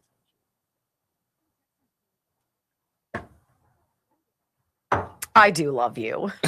Because I looked and I'm like, wait a minute. Where'd it go? Where did it go? That's why I was looking before. My pages are all. Yeah. I'm sorry. It's all discombobulated. So I did it again. I was blocking the show this morning and I went to get in the shower and I'm like, wow, I was really effective and efficient Wait, today. let's see if she tells the whole story. Go ahead. And then I realized I completely left out an entire block of the show. I just didn't do it. So is that what you were going to say? No. Oh, what were you going to say? You ended up doing it and you put it all together. And then I failed to tell him that there was audio I needed him to get. And he's like, let's last minute scramble. I'm sorry. I'll do better on Monday. I'm sorry. Hey, the Healthy Cell, healthycell.com. Quit slamming the desk. I'm sorry. Healthycell.com/Wendy. Healthy Cell. I take it every day. I take the Focus and Recall. I've showed you a million times. I'm going to say something that it's very beneficial to me. I have arthritis in my knuckles here. Not so much here, but I have it badly here. All right. Just something I think I got from my mom and my grandma, whatever. I will tell you that Joint Health and Mobility by Healthy Cell, these are those little microgels that are super easy and way more absorbable in your body than taking a pill, a supplement. These for joint health and mobility, for helping me with my arthritis pain, for being able to move at the gym without pain. I will tell you, this has probably helped me 50 to 60%, cutting back on the pain. That's a pretty big deal. And it literally just, that's it. Easy. And there's a great coupon for you guys. You'll get it when you go to healthycell.com/Wendy. Your first order, I believe, 20% off. They have wonderful formulations. It's a great company and I trust them. And they care. They care about you. They care about you and they care about your health. Healthy Cell, all the way down to the cellular level. Healthycell.com/Wendy. People are calling for a raise. Uh-oh. Yes. Well, for me. I will say yes. You saved the day commonly. I will say I get perks. Well, the dog gets perks. The dog gets Dr. Marty's. So yes, I cannot complain. You get free haircuts. And Dr. Marty's. Mm-hmm. And sometimes if she goes to the bathroom after eating lunch, a 6-pack thrown on at the end. That means nothing to them. So a 6-pack, a beer. Why would it mean when I go to the bathroom? And they hand me the check and be like, can I get a 6-pack? Anyhow. Ireland Contracting, 1-800-NEW-ROOF, IrelandContracting.com. If you have not shopped around for somebody to come to your house and give you a quote on a construction project, first of all, you need to sit down because it's super expensive. And then some builders like to add on the extra 20% just because they're like, well, that's my write-up. That's my margin. And you're like, wow, it's a pretty expensive project. And then they don't clean up. Maybe it's not as good as you want. This is why I love Ireland Contracting. 1-800-NEW-ROOF, IrelandContracting.com. Roofing, siding, soffit, fascia, gutters, downspouts, electrical. 1-800-NEW-ROOF, IrelandContracting.com.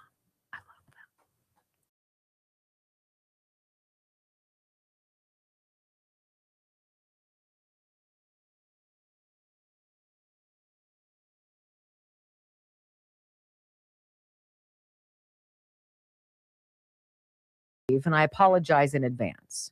But see, I would imagine if I ever had a proclivity to get involved in political office, it would be because I see that there is some kind of a gap, some kind of a need, that maybe I have a God-given gift or some personal habits like, I don't know, determination, hardworking, etc., that I might be able to add to fill that void, right? It wouldn't be about, oh, I'm going to be a celebrity, or, oh, I'm going to become all important, or, oh, the sky's the limit with politics. I think it would be the most dreadful job in the world, right?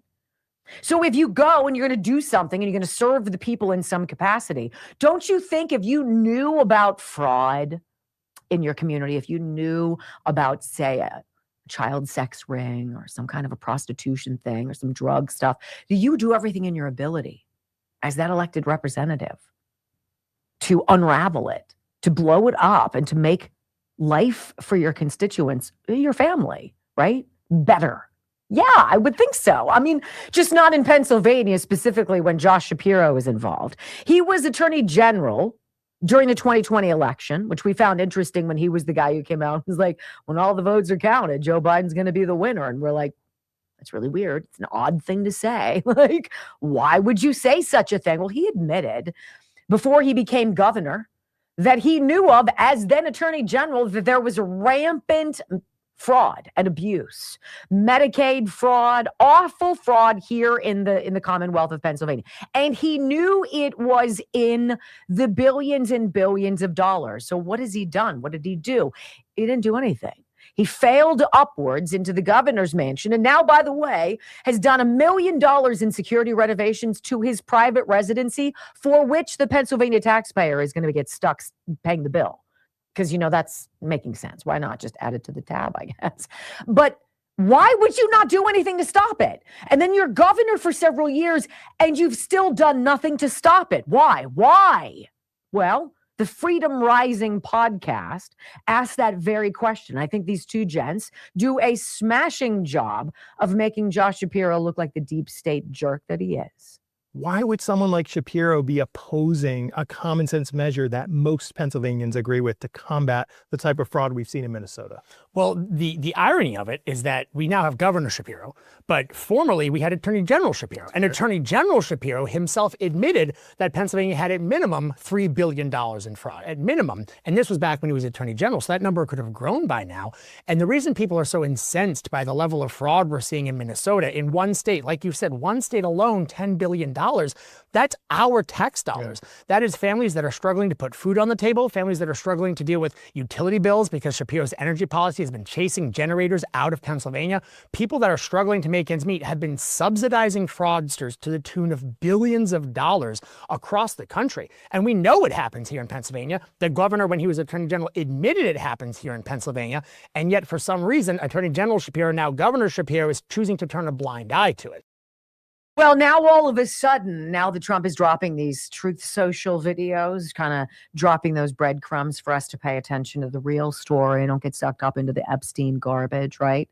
Now, all of a sudden, Josh Shapiro, the governor of the Commonwealth of Pennsylvania, is sort of getting his toes in the water, supporting crackdowns on social services fraud, a clampdown targeting Medicaid fraud and providers that wrongly use tax dollars.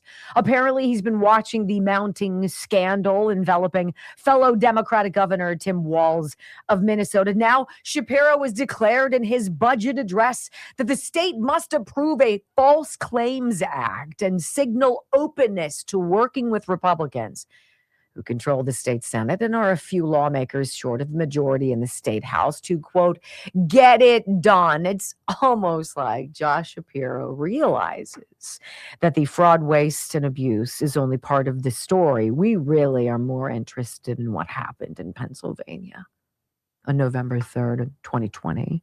Because, Josh, we know that you knew, you were a part of it. The counting stopped here in the Commonwealth of Pennsylvania that night. And then all of a sudden, when I woke up the next day, this infusion of 700,000 votes for Joe Biden, all of them for him, like 570,000 votes for Joe Biden, 3,200 for President Trump. And we all were just supposed to take it on the chin. Shut your mouth and say not a word, or we will destroy you. And Josh Shapiro went along like the little soldier who dreams of being perhaps America's first Jewish president. I hope it happens no time soon, Mr. Shapiro. Not because you're Jewish, but because I think you're a clear and present danger to people who like the truth. When we come back on the Wendy Bell radio program, live with author and former White House stenographer Mike McCormick. He's digging into the D.C. pipe break. He's got inside information, new information, next on the Wendy Bell radio program. I know. I'm hitting that a lot. I'm sorry. Okay, so I just talked to my friends at Juvenon last night, and they're like, I don't know what you're doing with the GLP Gold reads. I'm like, well, I said that my son Jack had taken the bottle that had come in this shipment. I had Blood Flow 7, I had Alpha Gold Male, I had this GLP-1 Gold, which is Juvenon's offer to the weight loss injections. And those injections are all about this GLP-1, this hormone, this processing from your body to your brain, or for your brain into your gut, that says, stop eating, you're full. And so these shots just absolutely crush your appetite. But a side effect for a lot of folks is it makes you feel nauseous. A lot of people throw up all day taking it. What an awful way to lose weight. Works for some people. If that's not how you want to do it and you'd like to lose significant weight and manage your appetite, GLP-1 Gold by Juvenon, by bloodflow7.com/Wendy. That's how you find it. You get Wendy 30, you get the 30% off. And my son Jack was like, you see, I've lost 10 pounds. Lost 10 pounds. And I was like, you look good. I'm like, you took my GLP-1 Gold from Juvenon. And they're sending more because Brock's like, I want to try it. Why not? Why not? I'd much rather try something that's not made from a pharmaceutical company that I long ago stopped trusting. Juvenon, Blood Flow, my experience with the company so far, why not? GLP-1 Gold, you'll find it there. bloodflow7.com/Wendy. Promo code Wendy30. I have something specific I'm supposed to say too. Let's see. When hormone GLP-1 plays a major role in telling your brain that you are full and helping control your appetite. When that signal isn't working well, cravings stay loud, and eating more than you planned, it feels almost automatic. You know what my thing is that I do late? I shouldn't do it. I love pistachios. I could destroy a bowl of pistachios like nobody's business. That's terrible for you, isn't it? Is that bad for you, Brock, pistachios? In moderation, probably not. Moderation. I hate that word. I love that. Have you seen me moving around a lot? Yes. You've been not like fidgeting? Yeah. No. You feel better? Yeah? Life changer? Okay, good. Knock on wood.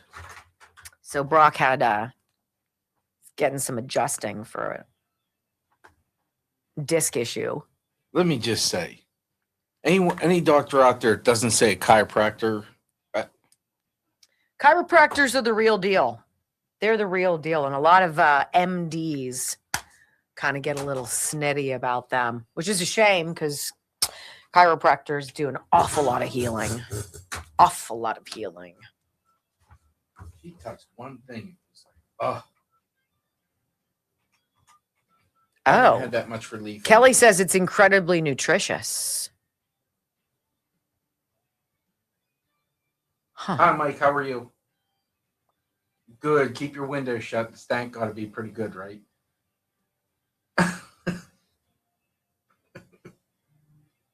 How terrible.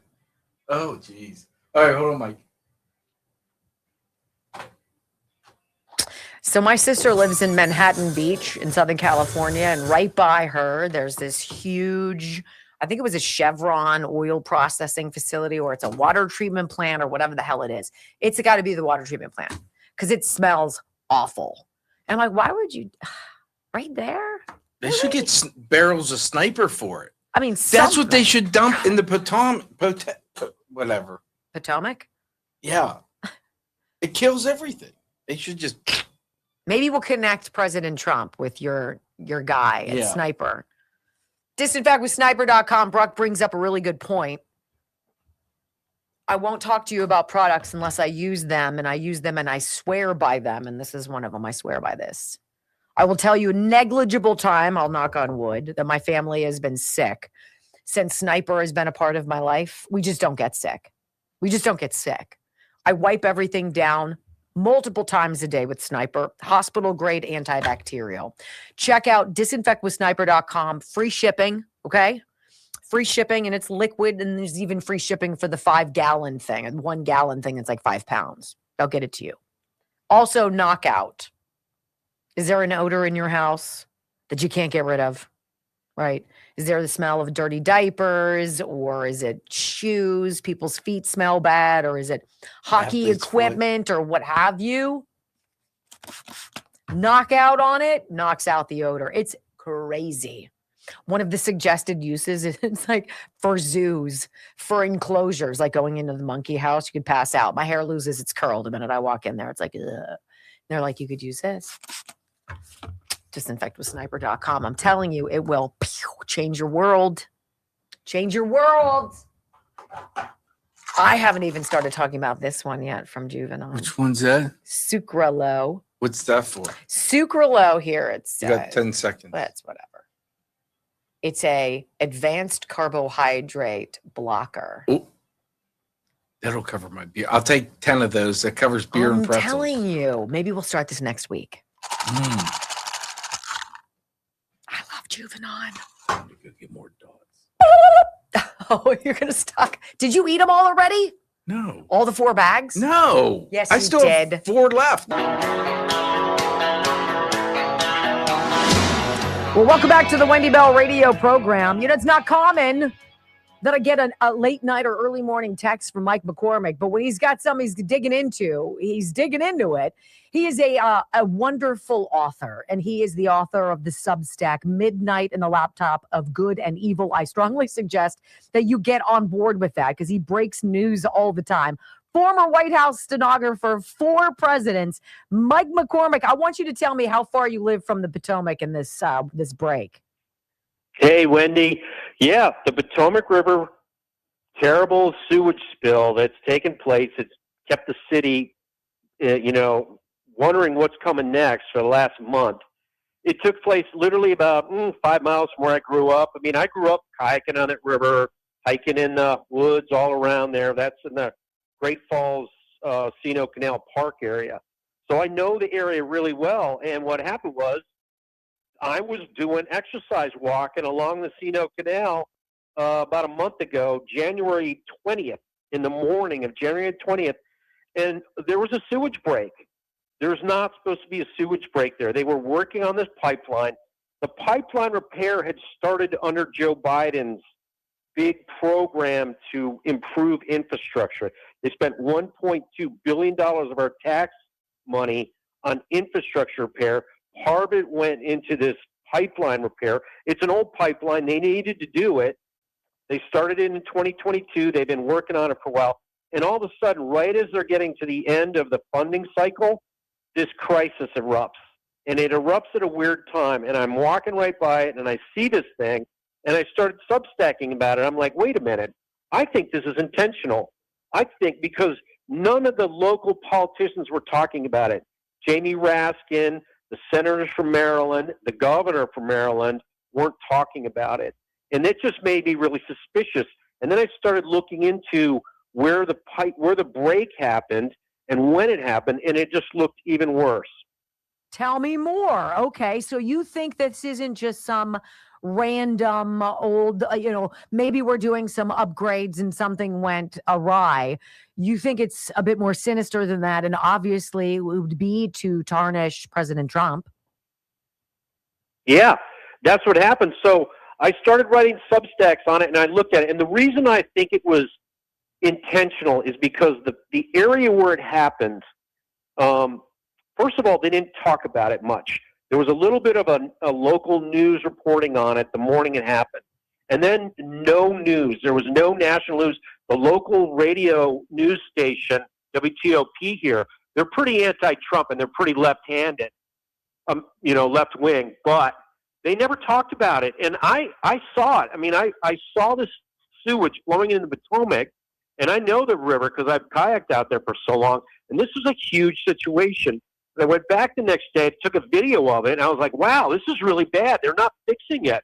I thought it was just like a quick break they'd fix. Well, it stayed flowing for 5 days. 200 million gallons of sewage went into the river. And then we got hit with this big snowstorm, and everything became, about the snow and everything. After a while, things started turning back. And what happened was they actually stopped the leak just in time before the snowstorm. What they did was they rerouted this leaking sewage from going into the river. They put it through the Sino Canal basin. They used these huge pumps and these big pipes. They pumped it through the basin so it flowed down through the Sino Canal, and then they piped it back into the pipeline portion that wasn't broken, that was still operable. So they basically did a workaround. So that was in operation through this big snowstorm process. And once that became sort of operational, the media attention stopped. But it didn't change the fact that I think this was set up to embarrass President Trump. So I was on a radio show on the weekend, on Saturday night, and we were talking about this, and I said, I think it's intentional. Well, the radio host told me that President Trump listens to the show. And on Monday,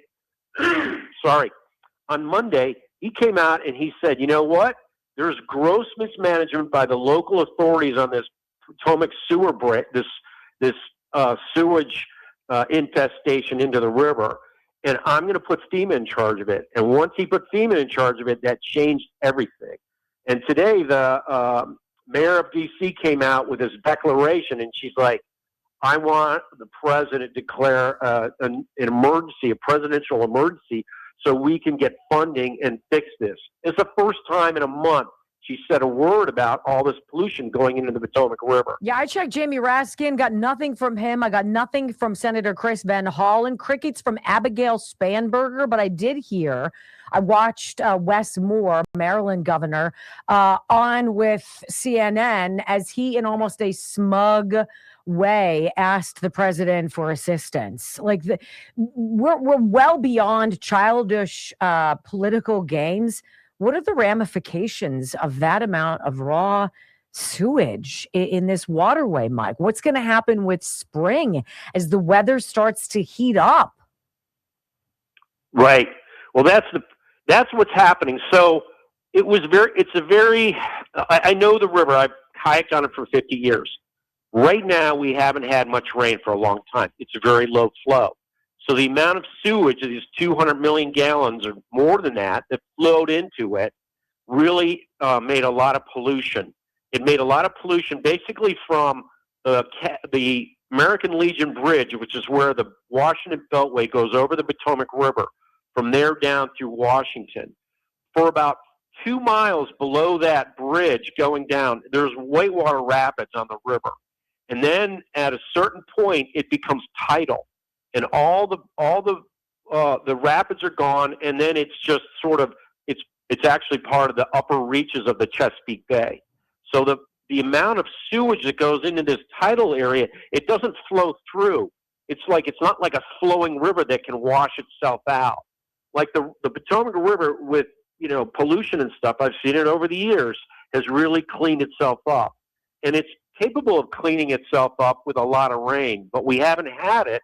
And now it's going into this low flow situation. It's going down in this tidal area. It's infesting D.C. waterfront, Georgetown. Yeah, I didn't even think about that. And it's all happening in this, we're having a huge celebration here. President Trump has set up the 250th anniversary of America here this summer with a lot of events. And there's this sense that the Potomac River is this horrible sewer. So they had to act on it to get it fixed.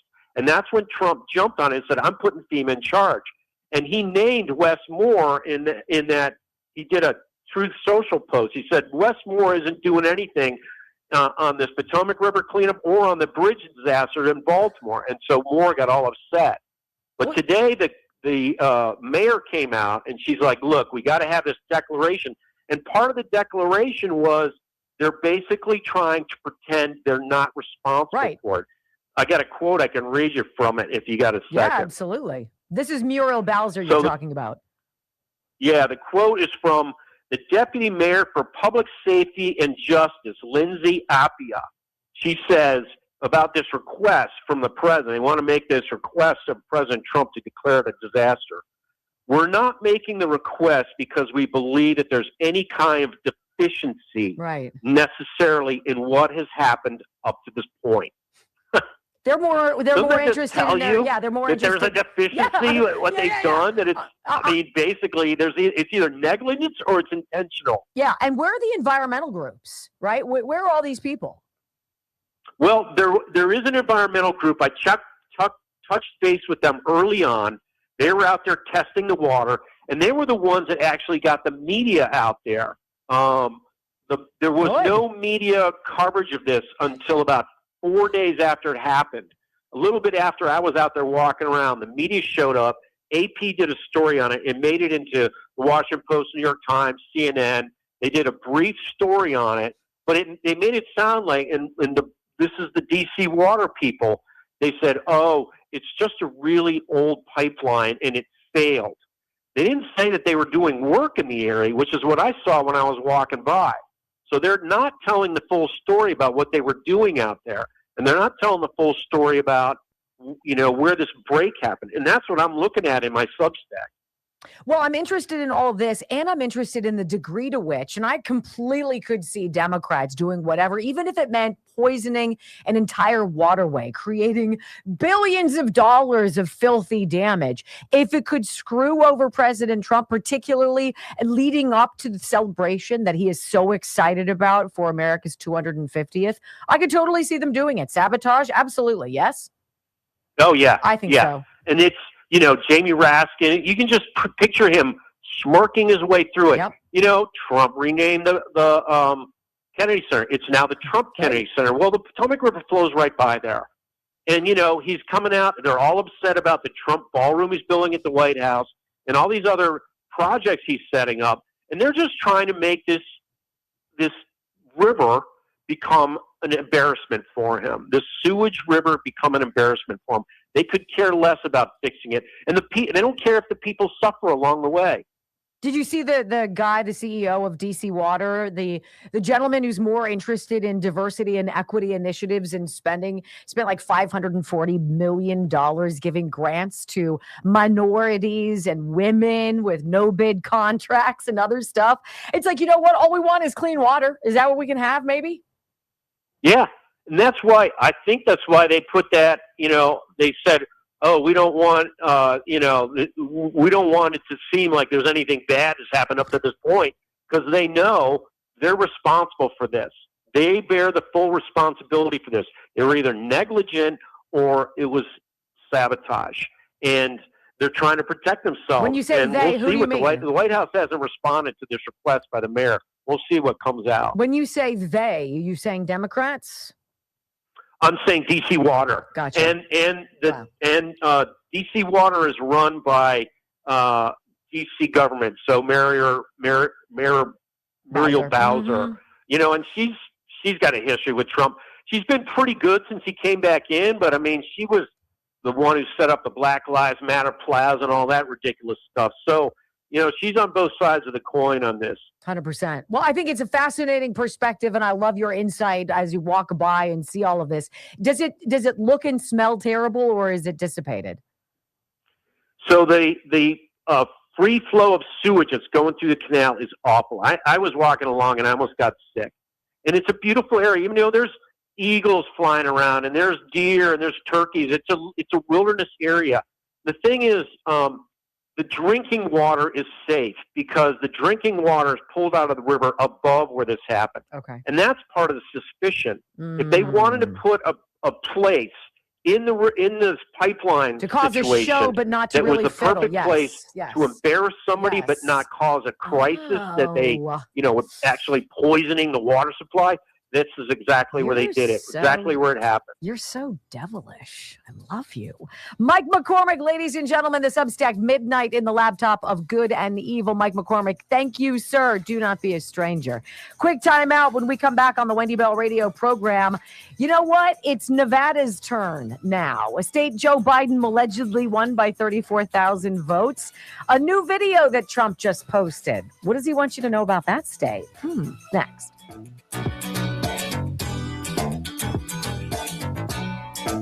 I think he's onto it, right? Purposeful positioning. Would you be surprised? Now, no reaction. Nothing from the people in the district. which is very odd. Senator Van Hollen will fly to freaking El Salvador, but he won't comment on something going on in his own backyard. It's so weird. Isn't it so weird? Maybe I'm just being a conspiracy Maybe he theorist. just can't get a good margarita in D.C. Well, there is that. All right, the healthy fat. Look, if you're drinking water anyway, because you know you need it, you know it's a part of your healthy life is to stay hydrated. And if you're like I am, you're woeful. It helps you to drink something that's maybe got a little pizzazz to it. A scoop of this, the healthyfat.com/Wendy. It says MCT Wellness. This is from Dr. Gundry. This is his weight loss meal supplement, dietary supplement offer. This is the raspberry medley. We've moved on to raspberry medley. I drink it every day. I tell you every single day. And I will say that this is one of those tools in your arsenal to lose weight. It just is. You don't get hungry. You don't have cravings. It's sweet, but it's got a little bit of sour to it. So it kind of satisfies that flavor that you have in the middle of the day when you're like, I could go for a Hershey's Kiss or 50, right? You're like, or I'll drink my MCT Wellness by Dr. Gundry, who was a fatty bobalatti but lost 70 pounds drinking it. And they even say, they're like, look, this is not for the casual, got a little muffin top. It's like, if you want to actually lose 30, 40, 50, 70, 90 pounds, this is your jam. It's called MCT Wellness, but you can get it by going to thehealthyfat.com/Wendy. It starts with a video. You're going to be like, I hate videos. You're not going to hate this video because it teaches you a lot. And then at the end of it, there's a door unlocked for savings. I love it. I still say the blueberry is my favorite, but all three are delicious. Blueberry and watermelon have a little more of that like sweet and then like tang. And then the raspberry one is just pure sweet. And they use stevia. All the stuff in here is 30 calories per scoop or whatever. I think that's what they said. 30? Yeah. Right? It's not complicated. And when you go to thehealthyfat.com/Wendy, go through it, you'll be able to see the ingredients. You're not going to say anything that conflicts with you. And you're like, I shouldn't drink that. I do love it. That's where you had that cut. Right here? The David. Oh, it's scoop. Oh, that's right, Brock. Thank you for having my back. No. You did. And I appreciate that. Absolutely. What? Why are you breathing heavy? Just inhaled and exhaled. Oh, okay. Now my breathing's being criticized. Oh, gosh. I swear to God, I'll go kick you in the leg that hurts. That's how I roll. All right, let's see how you guys are doing. Kelly informs me that my pistachio addiction is not bad for me. So I appreciate that. 2.5. What do you know? 5,800 people. He's a bunch of useless knowledge that all comes up at the right time. So useless is right, but I don't know about knowledge. That's not very friendly. CB Distillery, I'll be able to talk about them in a little bit. How about after the break? Because got only another day of this up to 50% off sale, which is ridiculous. Ridiculous.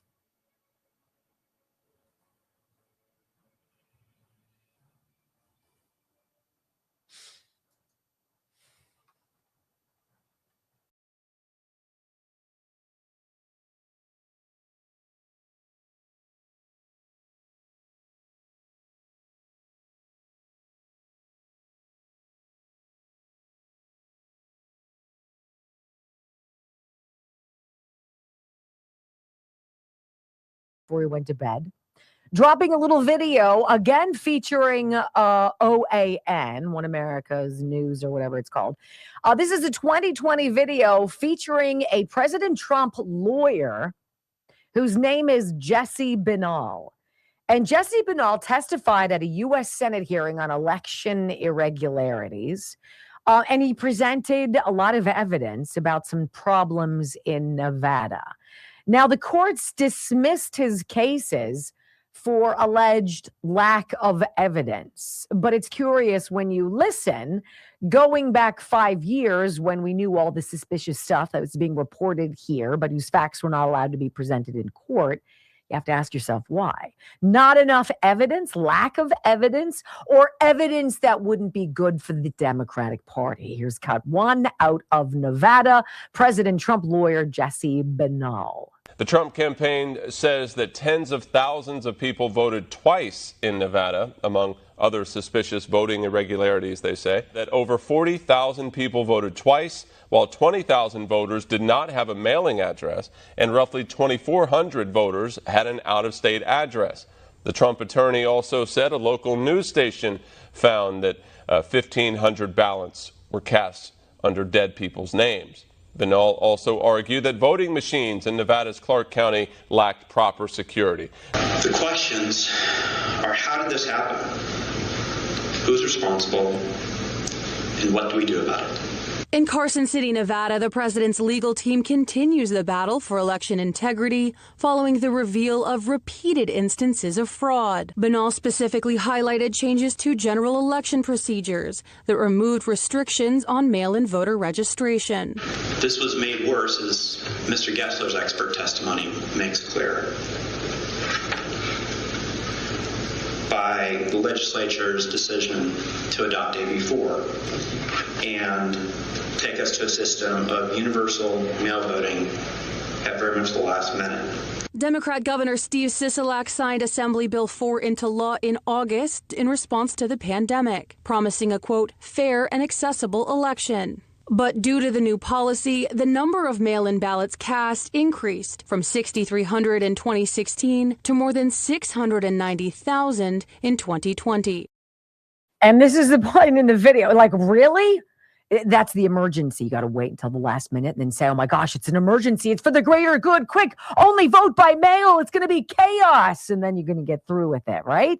This is where the Trump attorney is being questioned by Senator James Lankford, talking about gross voter fraud in Nevada and the zero prosecutions because of it. 42,000 people in Nevada voted more than once, according to your work in this. 42,000 people. 1,500 people voted in Nevada that were dead. 19,000 people voted though they did not live in Nevada and they weren't a college student.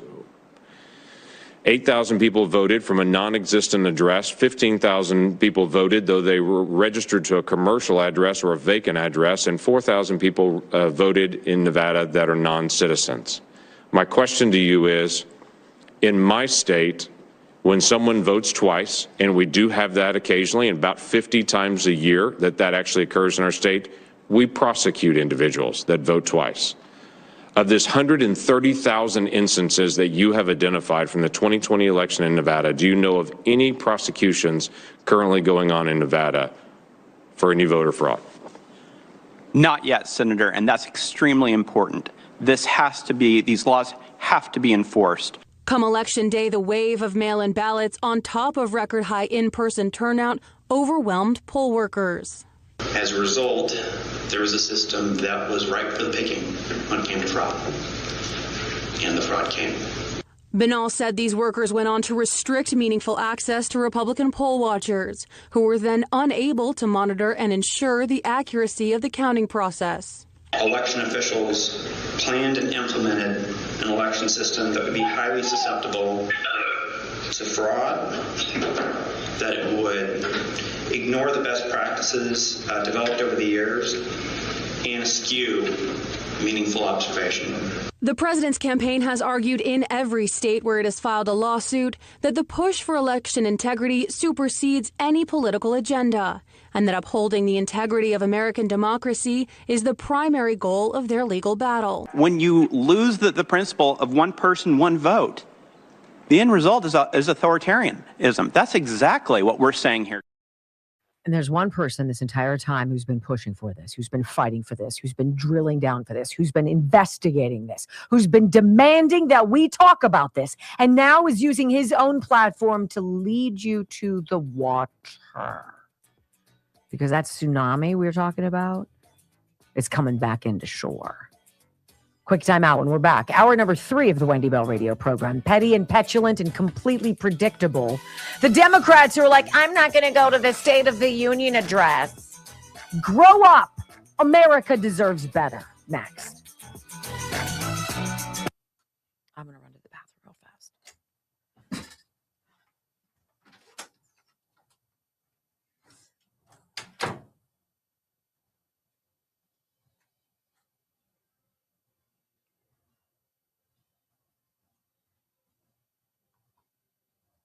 Does anyone care if they go to the State of the Union?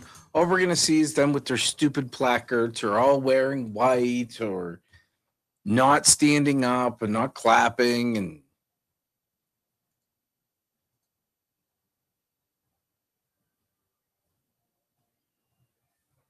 they're just, they have nothing. They have nothing that gives us any kind of answers. They have no solutions to problems. Their solution is to throw more of your money at the problem, not to make the problem go away, because let's be honest, if the problem goes away, they can't steal your money. And it gets bigger and bigger and bigger. You know, nothing ever goes away when it has to do with taxes. They rebrand it. The program fails. They rebrand it to fix said program to make your life better. And they take more of your tax money and they spend more of your tax money to try to fix what's already been broken, which has already cost you a fortune.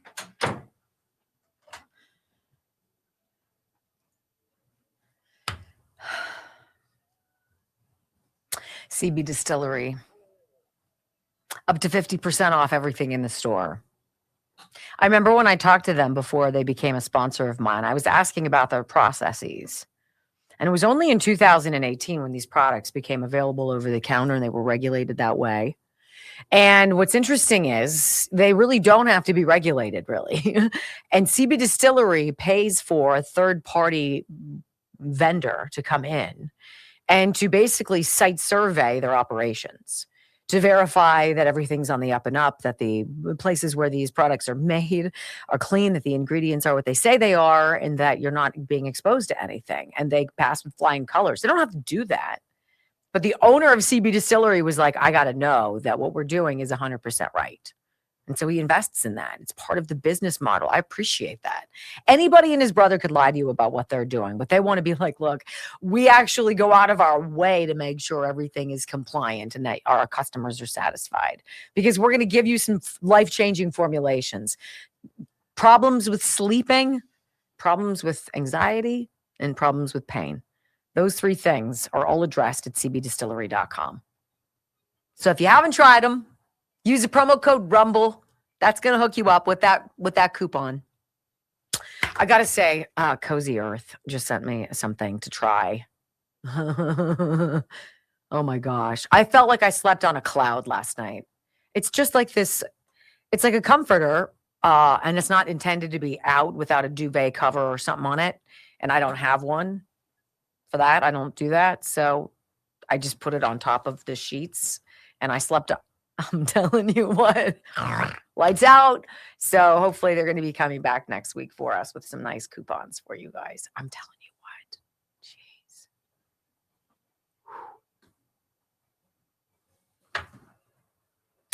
Jeez. And my ghost bed, by the way, you guys, is awesome. Awesome. Awesome. Check out ghostbed.com/Wendy. I'm not even supposed to talk about them today, I don't think. They have a bunch of stuff. They have pillows and they are. I might have to check their pillows though. They're pretty. And I love that they think outside the box. So they're like, well, people have RVs. Don't you want to have a nice bed, like custom made to fit into the back of your RV or in the back of your camper or whatever it is that you have? Yeah. Or a bed for when somebody comes to stay. Right. If you care enough about them. But if you don't, then. Yeah, you know, right. Then you don't get a ghost bed. You get a barely lumpy. Oh my, 2.58. Our goal is 3,000 rumbles because we've really knocked down our hopes, but I'm delighted that you guys are here. Grow it, Zypher says, grow it. All right, I'm going back and looking. Agree, Wendy. It's a lot of ones. I saw a handful of twos, but mostly ones. So cut it. No. No, 2 was let it grow. No, 1 was let it grow. 2 was cut it. Didn't hear the choices, Texas Martin Smith. I agree. I don't know. Poor Jolene. She doesn't have to sleep on the non-ghost bed. I don't know. We'll have to see what we do, guys.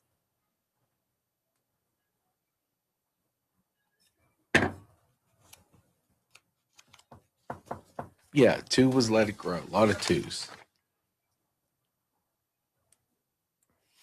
See? All right, so I'll get a trim today, and then I'll let it grow. Well, what's the difference between a trim and a cut? A trim is legitimately, she'll just take the littlest bit off, and that helps. Just makes everything bouncy again.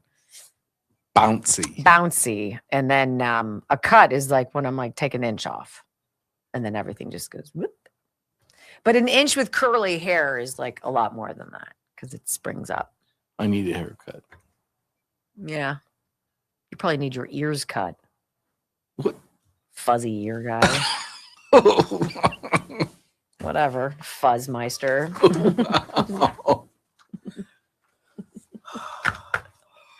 It's so hard being as perfect as I am. So right. I think it's a hard thing to deal with, but I'm making it through. I would know.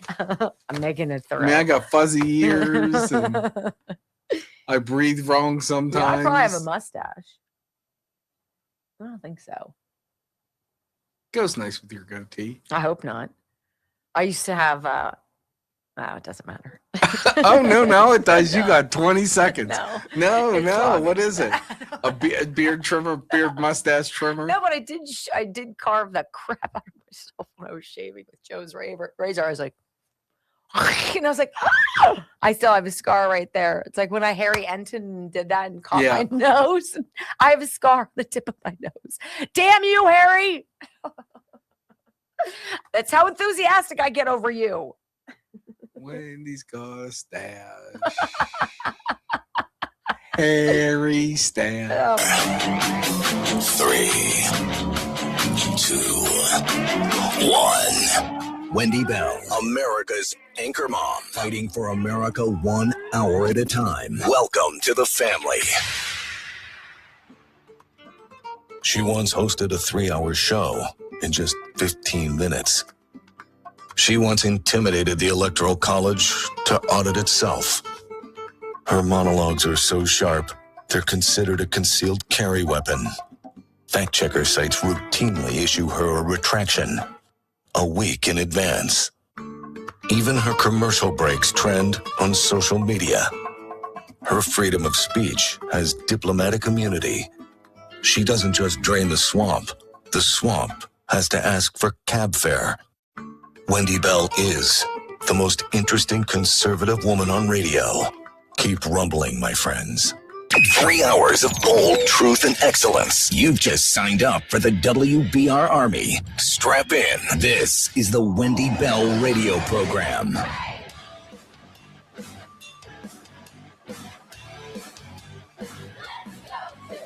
Welcome back. Hour number 3 of the Wendy Bell radio program is live. You guys remember the 2000 election with Bush and Gore and the hanging Chad, the dangling Chad, and all of that nonsense? You know, the 2020 election did something very unusual because never before in American history has a presidential election, come down to such the wire, allegedly, as the 2020 did for Joe Biden. In fact, there are 4 states that Joe Biden, we're told, won, beating President Trump just by the skin of his chinny chin. There was, of course, Arizona, where Joe Biden won with 10,457 votes.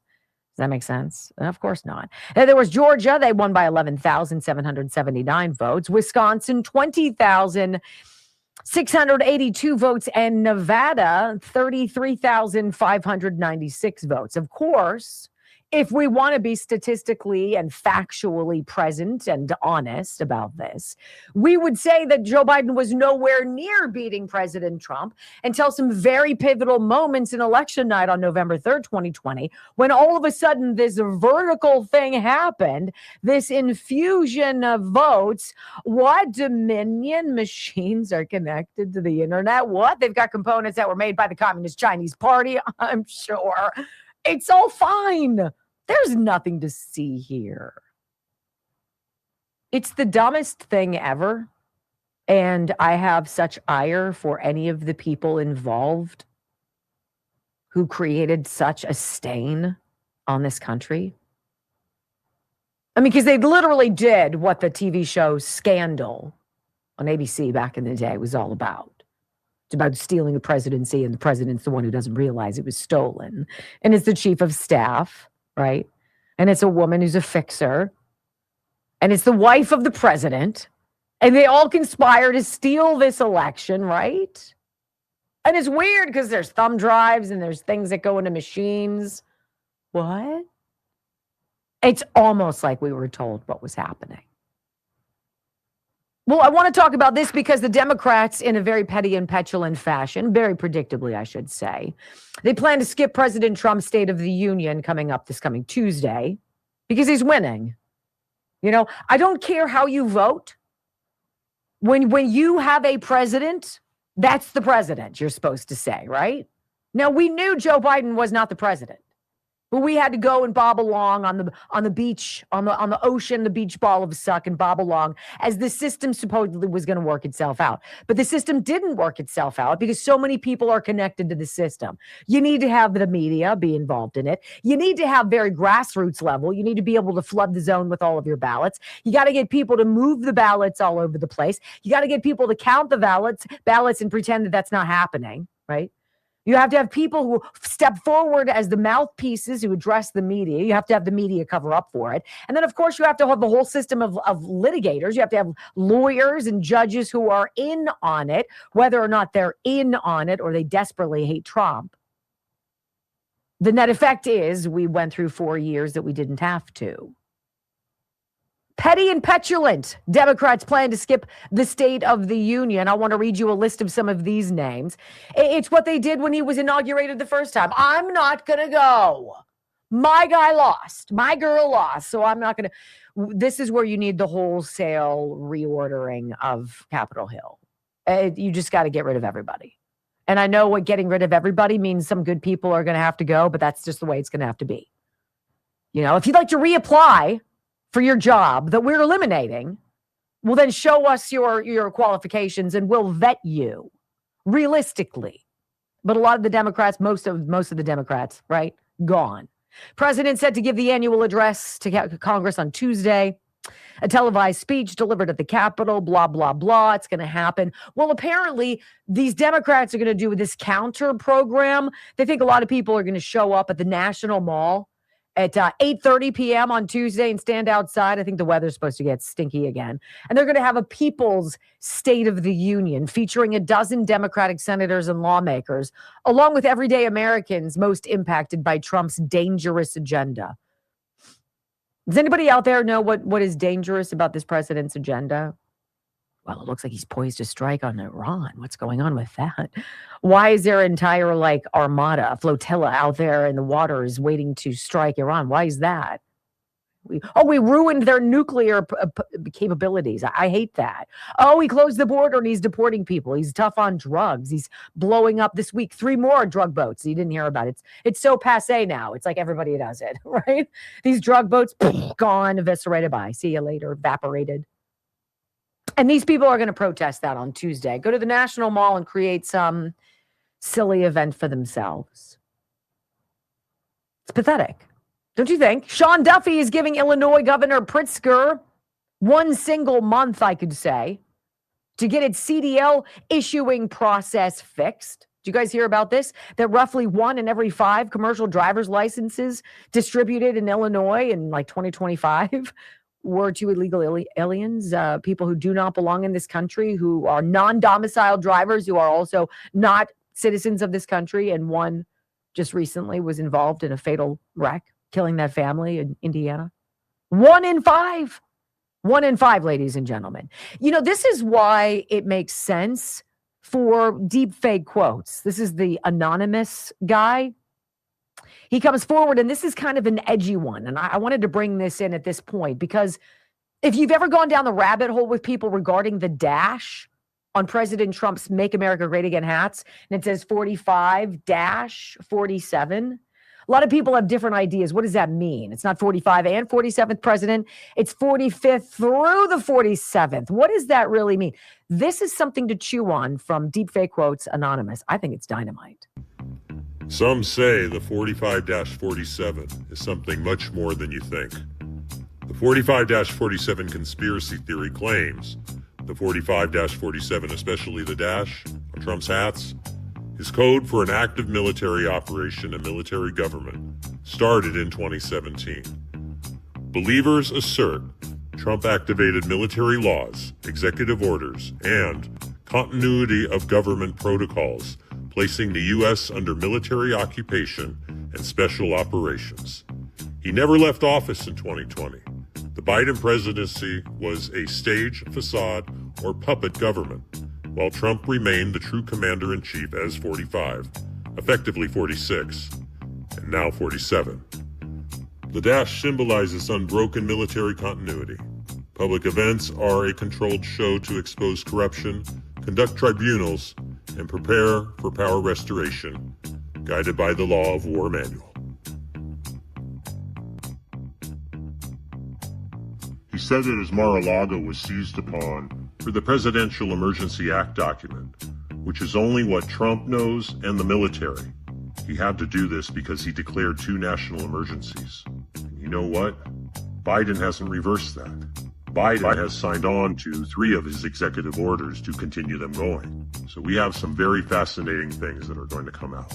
Executive Order 13848 of September 12, 2018, imposing certain sanctions in the event of foreign interference in the United States election.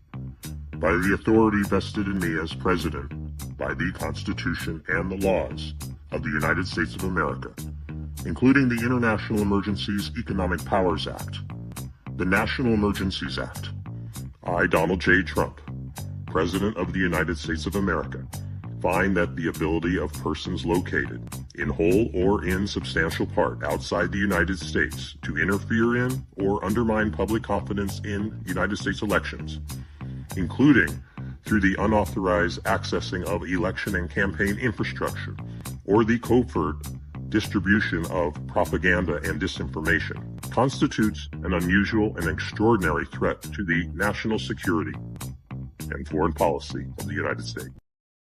So that's a chewer, don't you think?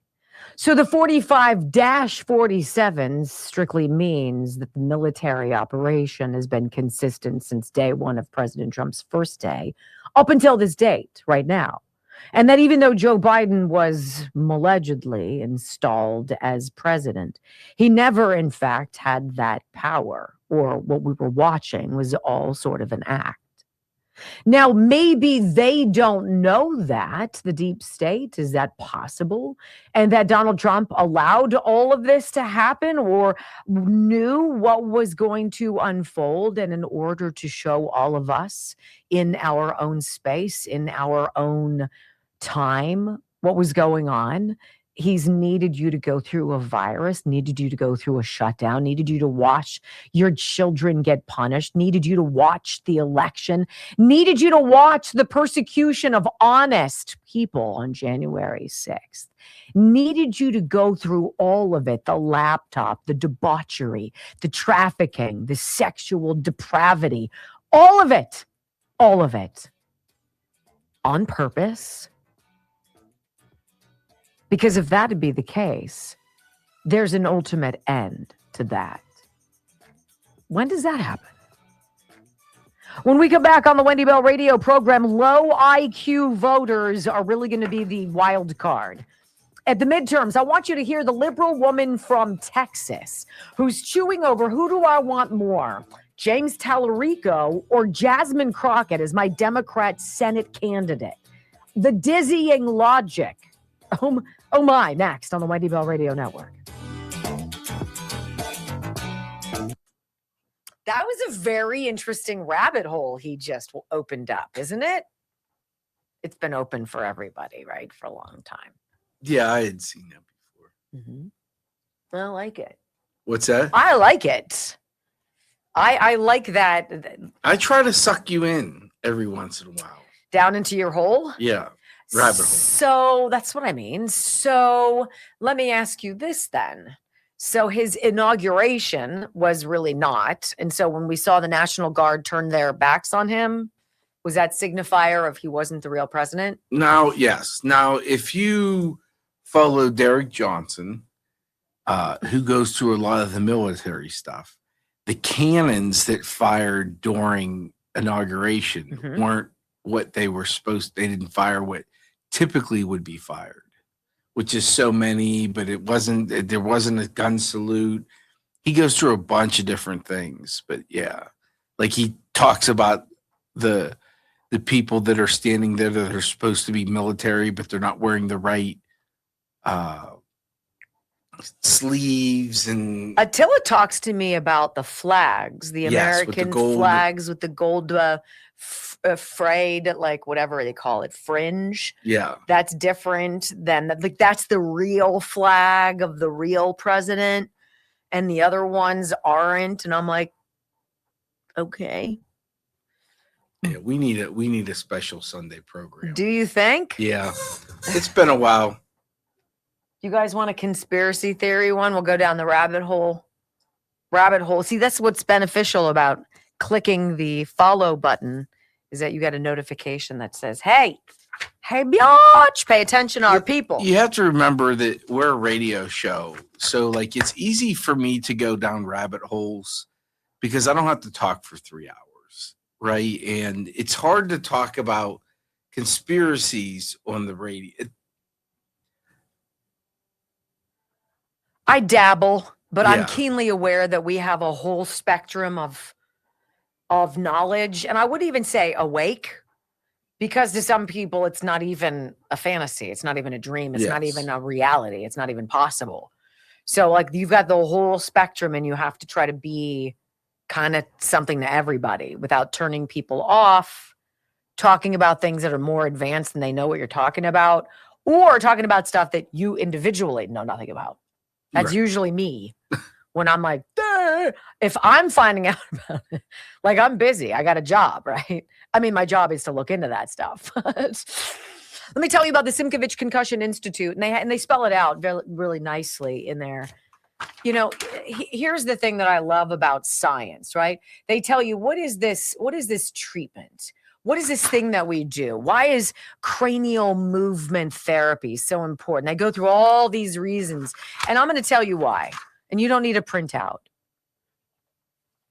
I'll tell you why. Because people like our friend Diane get their lives back. That's why. Because it works, because you need to go to an expert who understands your brain, especially if it's been hurt. And you need to go to somebody with 15,000 recommendations and success stories. Or maybe you just need to know somebody who's been completely improved.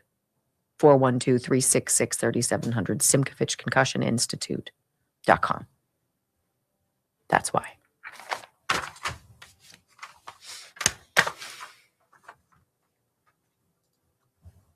Power surge. Power surge.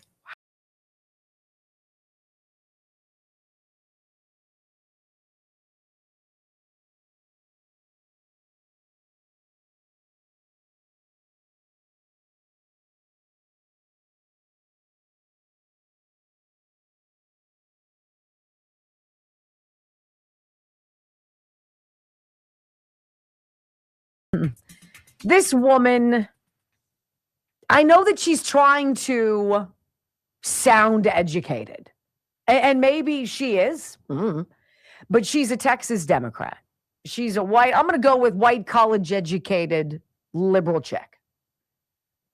But she puts out a very thoughtful post on her social media, And she's trying to explain to her friends and whomever else wants to pay attention that she's been carefully chewing over this whole Texas Senate primary, this whole race, to be the Democrat challenger to John Cornyn. You've got John Cornyn fighting for his life. Is he retiring or is he actually running? He's running again. He's got running, Paxton going after him. And Wesley Hunt. And Wesley Hunt. You got strong candidates for the or for the Republicans here. Cornyn, not so much. He needs to move along. He's 1,050, right? So you've got Jasmine Crockett, who's the one, and you're familiar with Jasmine Crockett. Her House seat's been eliminated by Texas redistricting. So she's like, okay, I'm going to bounce over and I'm going to run for Senate. Well, does James Tallarico guy, who's I think he's a state House member right now in Texas, and he's the guy that Stephen Colbert gave the big pizzazz interview to and raised $2.5 million off of it and was like the third most searched person on Google. Well, this Democrat woman, she's going to tell you, she's paid close attention to these candidates, and she's going to tell you who she's voting for in the primary. Listen. I am voting for Jasmine Crockett in the Texas primary. I didn't know who I was going to vote for a while, so I've done a lot of thinking about it. And what it comes down to for me is if I remove their gender and their race, Jasmine Crockett's the more qualified candidate. She's an attorney. She's already in Washington. When it comes to fighting for our democracy in this moment, I don't want a school teacher and a pastor. I want someone who is familiar with the law and has proven themselves a fighter when it comes to what's happening in Washington. And that person is Jasmine Crockett. She's not going to vote based on gender or race. Why would you? I mean, honest to God, have you ever gone to the polls? I'm going to ask you this seriously. Have you ever gone to the polls and voted against somebody because of their skin color? I haven't. I didn't vote against Barack Obama because he's black. I didn't choose Barack Obama because he had served 1,440 days in the Senate. He was their new shiny metal object. He wasn't what I wanted. Had nothing to do with him being black, right? So she's saying because I'm going to take out gender and race, she's got more experience than the other guy does. And then she says Texas's governor spent $1 million on attack ads against Crockett. Isn't that interesting? Well, let's listen. Now, I also know that half of Texans are female and half of Texans aren't white. So if I put their race and their gender back on the candidates, I still think she can win. Will she? I don't know, but she can. I also think it's interesting that Greg Abbott spent over $1 million putting out attack ads against her. If the Republicans were so worried about James Tallarico, if they thought he was such a threat to them, wouldn't they have spent money attacking him?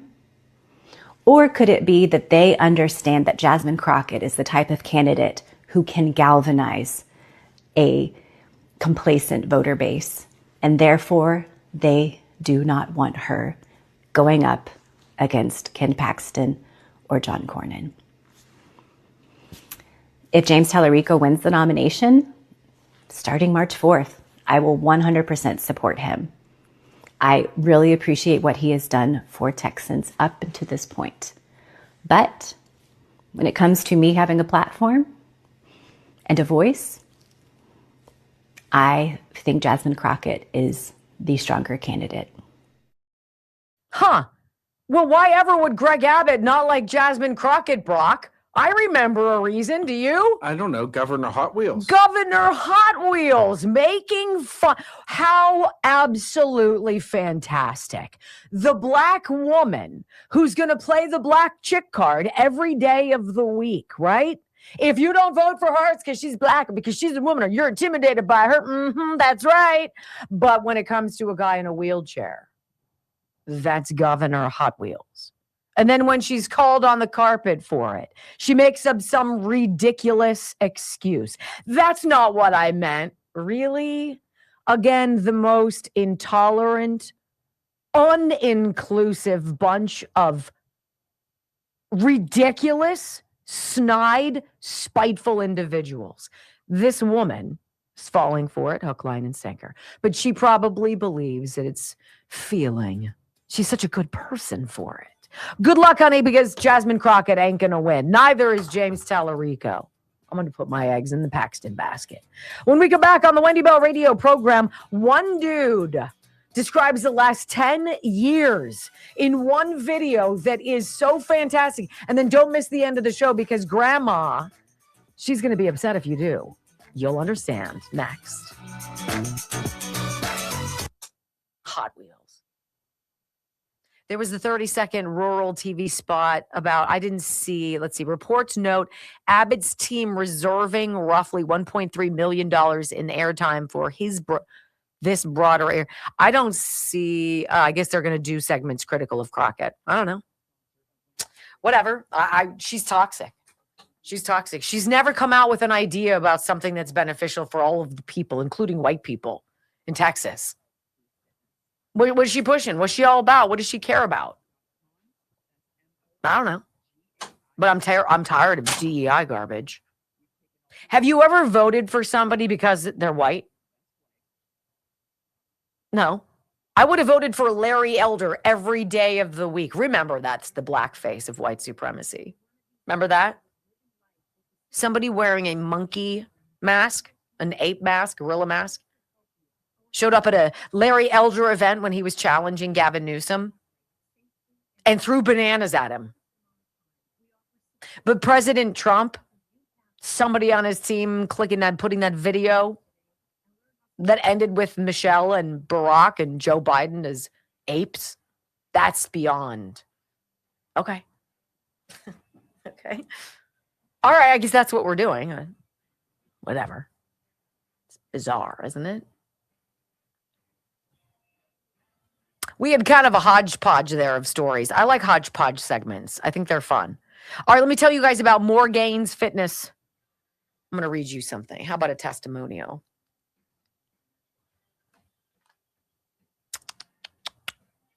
Brandon. This is it. Brandon. So Brandon says he started his journey on June 9th. This is Brandon. I think this is Brandon. That's Brandon. Oops. Sorry. Hold on. Right? That's him. 315 pounds. It's a lot.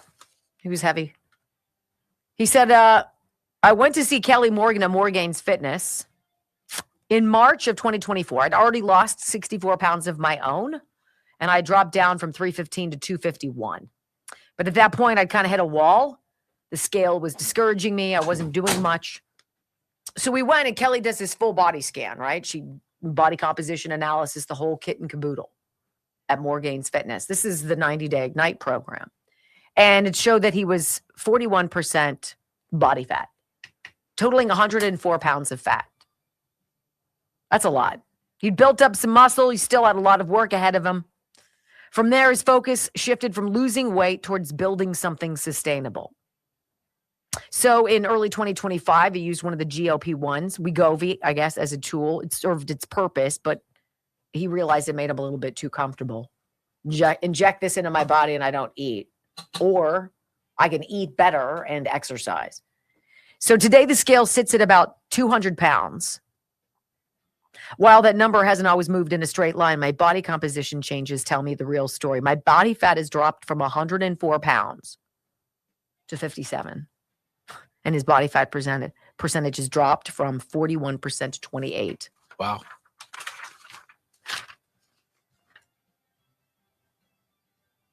That's just crazy. Look, I don't use up all of the colored ink on my printer for anybody, but I do for him. More Gains Fitness. You can do it remotely. MORGAINZ fitness.com. Brock, anything strike you about that woman that we just saw with that video? It's like she's trying to wrestle with what's going on in our mind, and she's trying to make justifications.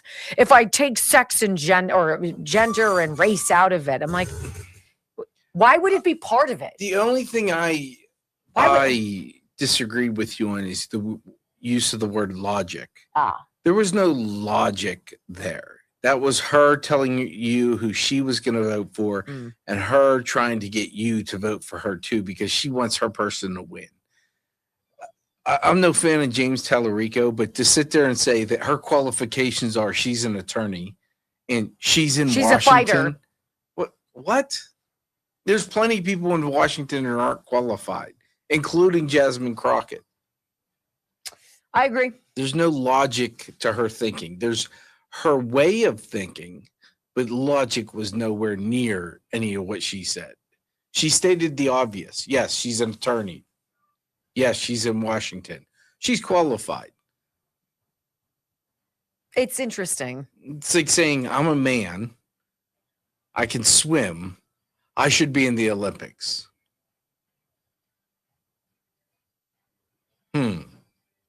Or I'm a man and I can drive a car. I should participate in NASCAR. What? Because I have a car and I could drive to where the race is. Therefore, I should be a NASCAR driver. Give me a third one. I like analogies analogies to go. In 3, 2, 1. I'm married and I'm a man, so I should be a therapist. I've gone to church and I'm a man, so I should be a priest. It's just so stupid. I've been in that church. whole thing is stupid too, because unmarried men who are priests are supposed to tell you about what marriage is like. Yeah. Okay. Right. Can you tell me all about sex too? That'd be super duper. like make it make sense. You don't want to know about the sex they have.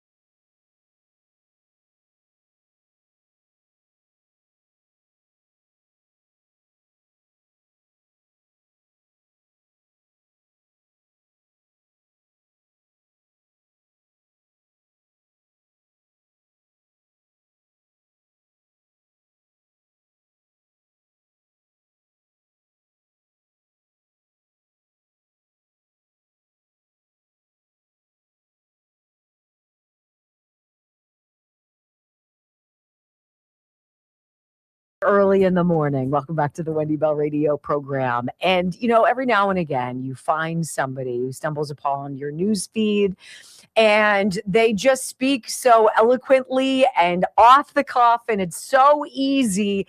And they reaffirm to you that there are a lot more people who know what's going on and have been plugged in than aren't.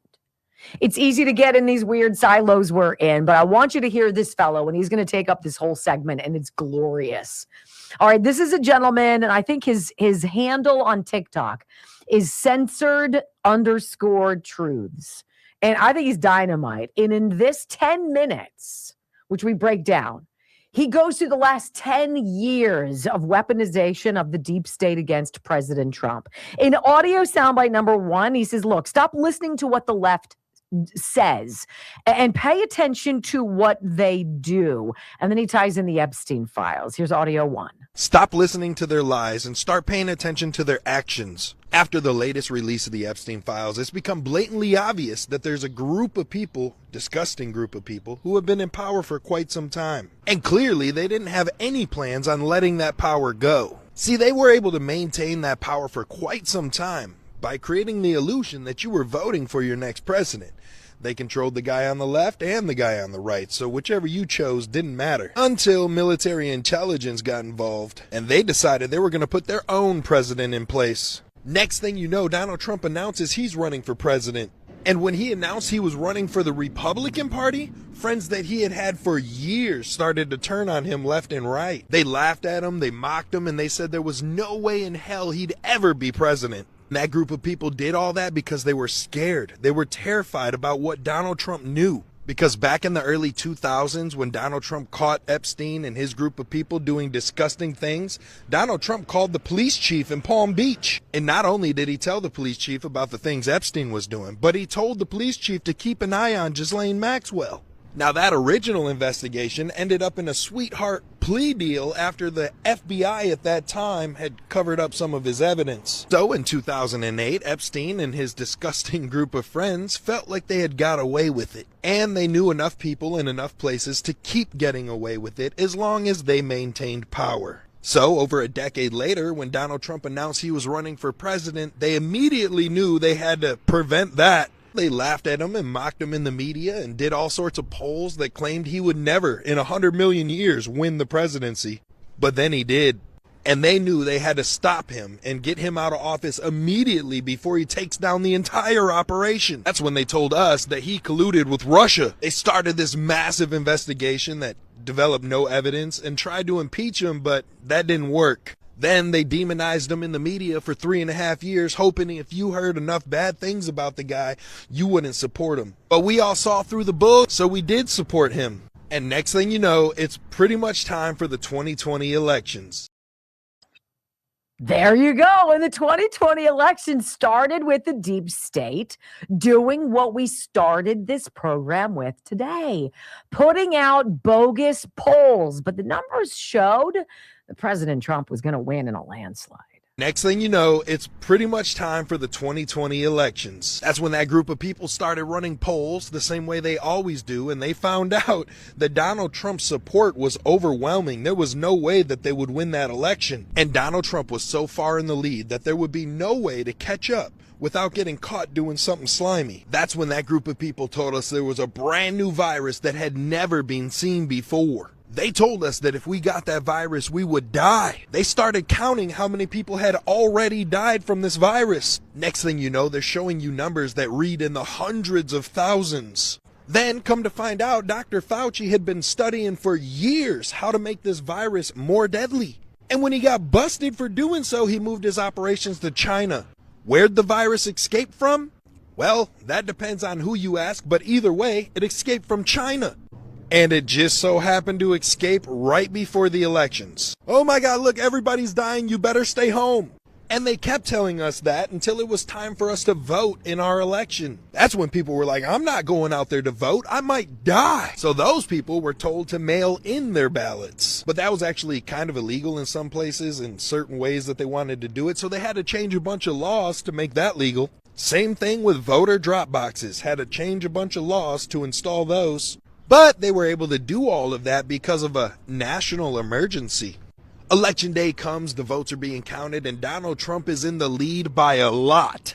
Multiple states had projected him to win at 98%, 99%, and then everybody went to sleep to wake up to the fact that somehow Joe Biden won the election. Videos start popping up of vote spikes at 3 o'clock in the morning. There were videos of ballot boxes being lit on fire. Videos of polling locations with boards over the windows, but only in Democrat locations. Videos of suitcases full of ballots being pulled out from under tables and ran through the machines. Videos of polling locations being shut down for water main breaks. That group of people claimed that Joe Biden won and they took their power back. And when Donald Trump called them out for stealing that election, they claimed that he was the one trying to overturn a legitimate election. Oh, and by the way, during Donald Trump's first presidency, who got arrested and died in prison? Put the together, people. Stop listening to their words and start looking at their actions. And then he says, remember the deep state's actions during COVID. They launched their censorship machines to muzzle Trump and all of us, any of us who supported him. These people claim that they're out here to protect the little guy, yet during COVID, they shut down all of the mom and pop shops and said that none of it was essential, but they kept all the Walmart like that open though. Does that sound like a group of people protecting the people, or are they protecting the corporations? Anyways, Trump calls these people out for lying, stealing, and cheating during that election, and the next thing you know, they remove them off of social media. And then they started removing people like me who repeated the things that he said. That was the moment they started censoring us for misinformation. Now here we are 6 years later, and a brand new investigation in Georgia has proved that the information they labeled as misinformation was actually the proper information that should have been put out. Over 30,000 votes in Georgia has been deemed invalid, but they used that against Trump too. See, right after he lost that election, he called Georgia and was like, hey, listen, You got over 30,000 invalid votes here. I just need you to find 11,900 of them and can do your job. Trump even told him on that phone call, you got X amount of people who voted who aren't even alive. You got X amount of people who aren't even 18 yet.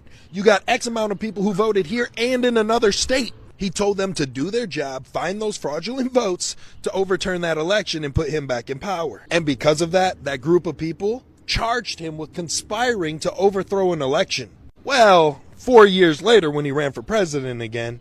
But since Georgia didn't do what they should have, and because some of the judges were part of the group that Trump's fighting against, Trump turned to the people and showered us with the truth and let us know exactly what happened.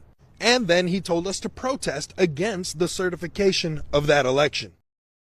And this is how January 6th started. Blaming Trump for insurrection would have kicked him out of politics for life. But that backfired too. He told us to peacefully and patriotically march to the Capitol and cheer on the congressmen and women who are going to decertify the election. But that other group of people had different plans, so they took some of their own and put them in the crowd, and they told them to create a chaotic scene.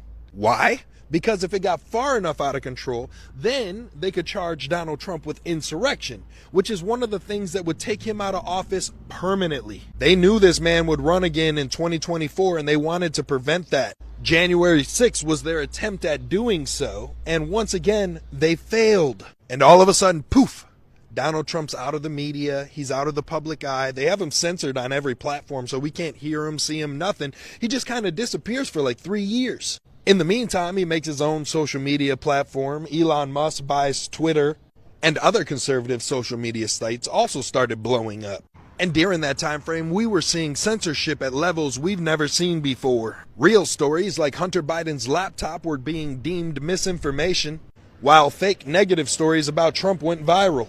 But the American people could still see through all the bull. And conveniently, during that entire time frame where Biden was in charge, nobody at all mentioned anything about the Epstein files. See, they managed to regain power and silenced anyone who wanted to talk about that topic. But then Trump announced that he would be running for president again. That's when they decided to bring up that collusion with Georgia and try to charge him with that. And they tried to charge him with overthrowing an election. They charged him with mortgage fraud for taking a loan more than what his property was supposedly worth. And then they used the show me the man and I'll show you the crime tactic on Donald Trump. They searched all of his business records and found 34 that were mislabeled. And they took that misdemeanor charge, upgraded it to a felony, and gave him 34 counts so they could tell you that you're voting for a 34-time felon. And since in America, you're innocent until proven guilty, they weren't able to prove him guilty on anything other than those 34 payments. But none of the deep state's plans worked. We reelected him, as you well know. And now with Trump releasing the Epstein files, watch what they do and not what they say. And all of the polls still showed that America wanted our president, Donald Trump, back in office. That group of people knew that they were losing again. They tried to take him off the ballots in multiple states. They claimed he wasn't eligible to be president because of the insurrection. And they even managed to hit him in the ear with a bullet. And he still won the next election. And since then, that group of people has been fighting to protect illegal immigrants. They're attacking federal officers. They rejected the Department of Government Efficiency, which is designed to go in, detect, and eliminate fraud. They refused to release all of the Epstein files using Democrat judges. And then they told you that the man that was willing to release 3 million of the files was somehow the guilty one. So like I said, stop listening to their words and look at their actions. Don't you see now? I wanted to play him for you. It's everything you and I have talked about for years. This isn't an echo chamber. They're connecting dots. Everybody knows. When we come back, the moment a CBS News reporter gets absolutely body slammed for suggesting nobody on the left has ever called Donald Trump racist. What? And then the sweetest woman, Grandma, shows up. She's invited to the Black History Month celebration at the White House, and she drops the mic. Next on the Wendy Bell Radio Network. Yeah, you did a lot of dancing for me today, Brock. There's missing things, missing labels, missing hours, sound bites in the wrong spot. That's why. That's why you always have to have the best of the best. And I do. Wasn't he great? Not Brock, but that guy. Wasn't he great? Like, that made me so joyful. We both saw that. Yeah. Brock sent that to me this morning. I had already cut it up and put it in the rundown because when I get sucked in, and I saw it was 10 minutes long, and I was like, oh, we cut some of the stuff out, but barely any of it. I mean, I think it's fascinating. I thought he was great. Absolutely great. So. Did we hit 3K? It's so bad. 2.8. We have 200 people to get to 3. That's like, woof. It makes me sad. The videos on our locals page in the rundown. Some of the stuff isn't on the rundown because it was last minute. Yes. Sorry. No, like Carl. That we saw that before the show. Carl was great. Again, but if we go back to Carl Higbie and what he was saying at the very beginning, these emails showing that Steve Bannon was extraordinarily chummy with Jeffrey Epstein years after he was convicted, blah, blah, blah. Like, I could go both ways on that. I could say Steve Bannon is a hack who's a plant, who's a never Trumper, who infiltrated the first administration and was a pretender and really wanted to unseat the president and elevate Mike Pompeo. Mm-hmm. Or I could be like, like he could be something else. He could have been stringing Jeffrey Epstein along. Like, I don't know. I have no idea. Yeah. I have no idea. I can just say it's beneficial if he wants to come out and say something, but I don't know. It goes back to what you said. It could believe anything. No, I don't think I have a surprised face left when I hear something. Honestly, what would it take? I remember a gal I used to work with on the morning news. She was great. She's retiring now, Michelle from Channel 4. And she would say to me, she would be frustrated when anybody would say, it's shocking. She's like, nothing's shocking to anybody anymore. She's like, you know what's shocking? When the axe murderer is under my bed. That's shocking. Other than that, I got nothing. And I'm like, I agree with you. I am Fox News. Tell them about that. I saw a Fox News alert that was a disappointing day in the Nancy Guthrie investigation. No new leads. That was a Fox News alert. So we're going to break in. All right, Bill. Thanks, Bill. We're going to go to Brock. Brock is on the ground in Arizona outside Nancy Guthrie's house. Brock, new developments in the case. What do you have? Yeah, the new development is there are no new developments, and we have nothing to go on. So I'm going to sit here and film for a couple seconds to tell you that we had something. They thought they had something before, but they don't have something. And we don't have anything to go on. So we're going to go back to the officer who we saw on the scene 2 days ago who had nothing then to tell us again that he still has nothing. Wendy, back to you. Well, how about that OJ glove that they found in the middle of the bushes? Anything on that? No, it's if it don't fit, we did see someone driving a white Bronco down the road at a very slow speed. What's going on? I mean, like, it's ridiculous. Like, this we're in the chopper. That's right, Rhonda. We're in the chopper right now, looking down, and there's nothing to see. Back to you. I mean, like, it's so stupid. All right, so we got to time these out. Felicia's.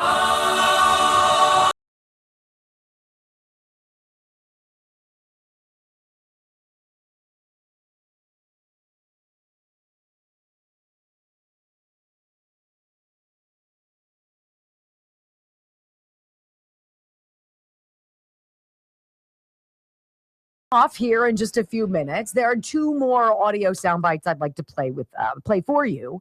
The first is a CBS reporter sitting in the press room at the White House, and Caroline Leavitt is at the podium. And this is why I love the people in this administration. They think they're fast on their feet. They speak appropriately. They have the facts, and they're willing to drop them. What you're about to hear is a wonderful mash up by, I believe it's the Daily Wire. And it's Ed O'Keefe from CBS News, like seriously, quizzically, asking Caroline Leavitt, like, I don't understand. Why does the president, nobody in the Democrat Party has ever called Donald Trump a racist? And she's like, you're kidding, right? And then the Daily Caller goes back and mashes together all the examples. Yeah, it's worth it. Where or when does the president believe he's been falsely called racist? You're kidding, right? I'm Don Lemon. The President of the United States is racist. He is a tried and true, dyed-in-the-wool racist. I know what Mr. Trump is. He is a racist. What Trump has always been was a rich, malevolent, really racist man. We now have a president of the United States who is a racist. Do you believe President Trump is a racist? Yeah. No question. Donald Trump, what's it say? I think he's a racist. He is a racist. The president is a racist. Racist. Racist. I am the least racist person you've ever met. The Daily Wire, a wonderful job to quickly debunk Ed O'Keefe's dazzling, question.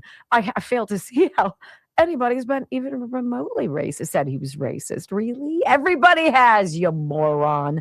Okay, now we're going to end with this. There's a woman for this Black History Month event at the White House, and it was quite an event. I don't know if you saw any of the video. So many happy people. And the president was delighted to offer this woman named Felicia Cook an opportunity to come up in front of everybody and speak. Felicia goes by the name Grandma, and Grandma's grandson was shot and killed in D.C. And she talks about how Trump had people come to her house from his administration to talk to her about what happened because they cared. And she was overwhelmed by that. Listen. I like him too. One thing I like about him, he keeps it real just like Grandma. I appreciate that because I can trust him because he tells exactly how he feels and what he thinks. Thank God for this president. I am filled, my cup runneth over. Because he allowed his constituents, his people, to come to my house to interview me, to talk about the murder of my grandson. It seemed like nobody cared. I'm an advocate for murder. I marched, I rallied, I pulled out other families in the District of Columbia that had murders and did not have answers. Ooh. We marched and we rallied, and nobody heard me, Democrats. Get mad at me. Until this Republican sent his constituents, his people out there to interview me in my home. Have you ever heard of a thing? Then they invited me twice before Congress to testify for the beautiful bill that's going to change crime in the district. If you kill somebody, okay, you take a life, you do life. Just that simple. If you do a harsh crime, you do harsh crime. Just that simple. And if we need National Guard, and which we did years ago, he brought it on. I love him. I don't want to hear nothing you got to say about that racist stuff. And don't be looking at me in the news, hating on me because I'm standing up for somebody that deserves to be standing up for. Get out the man's back. Let him do his job. He's doing the right thing. Back him off. And Grandma said it.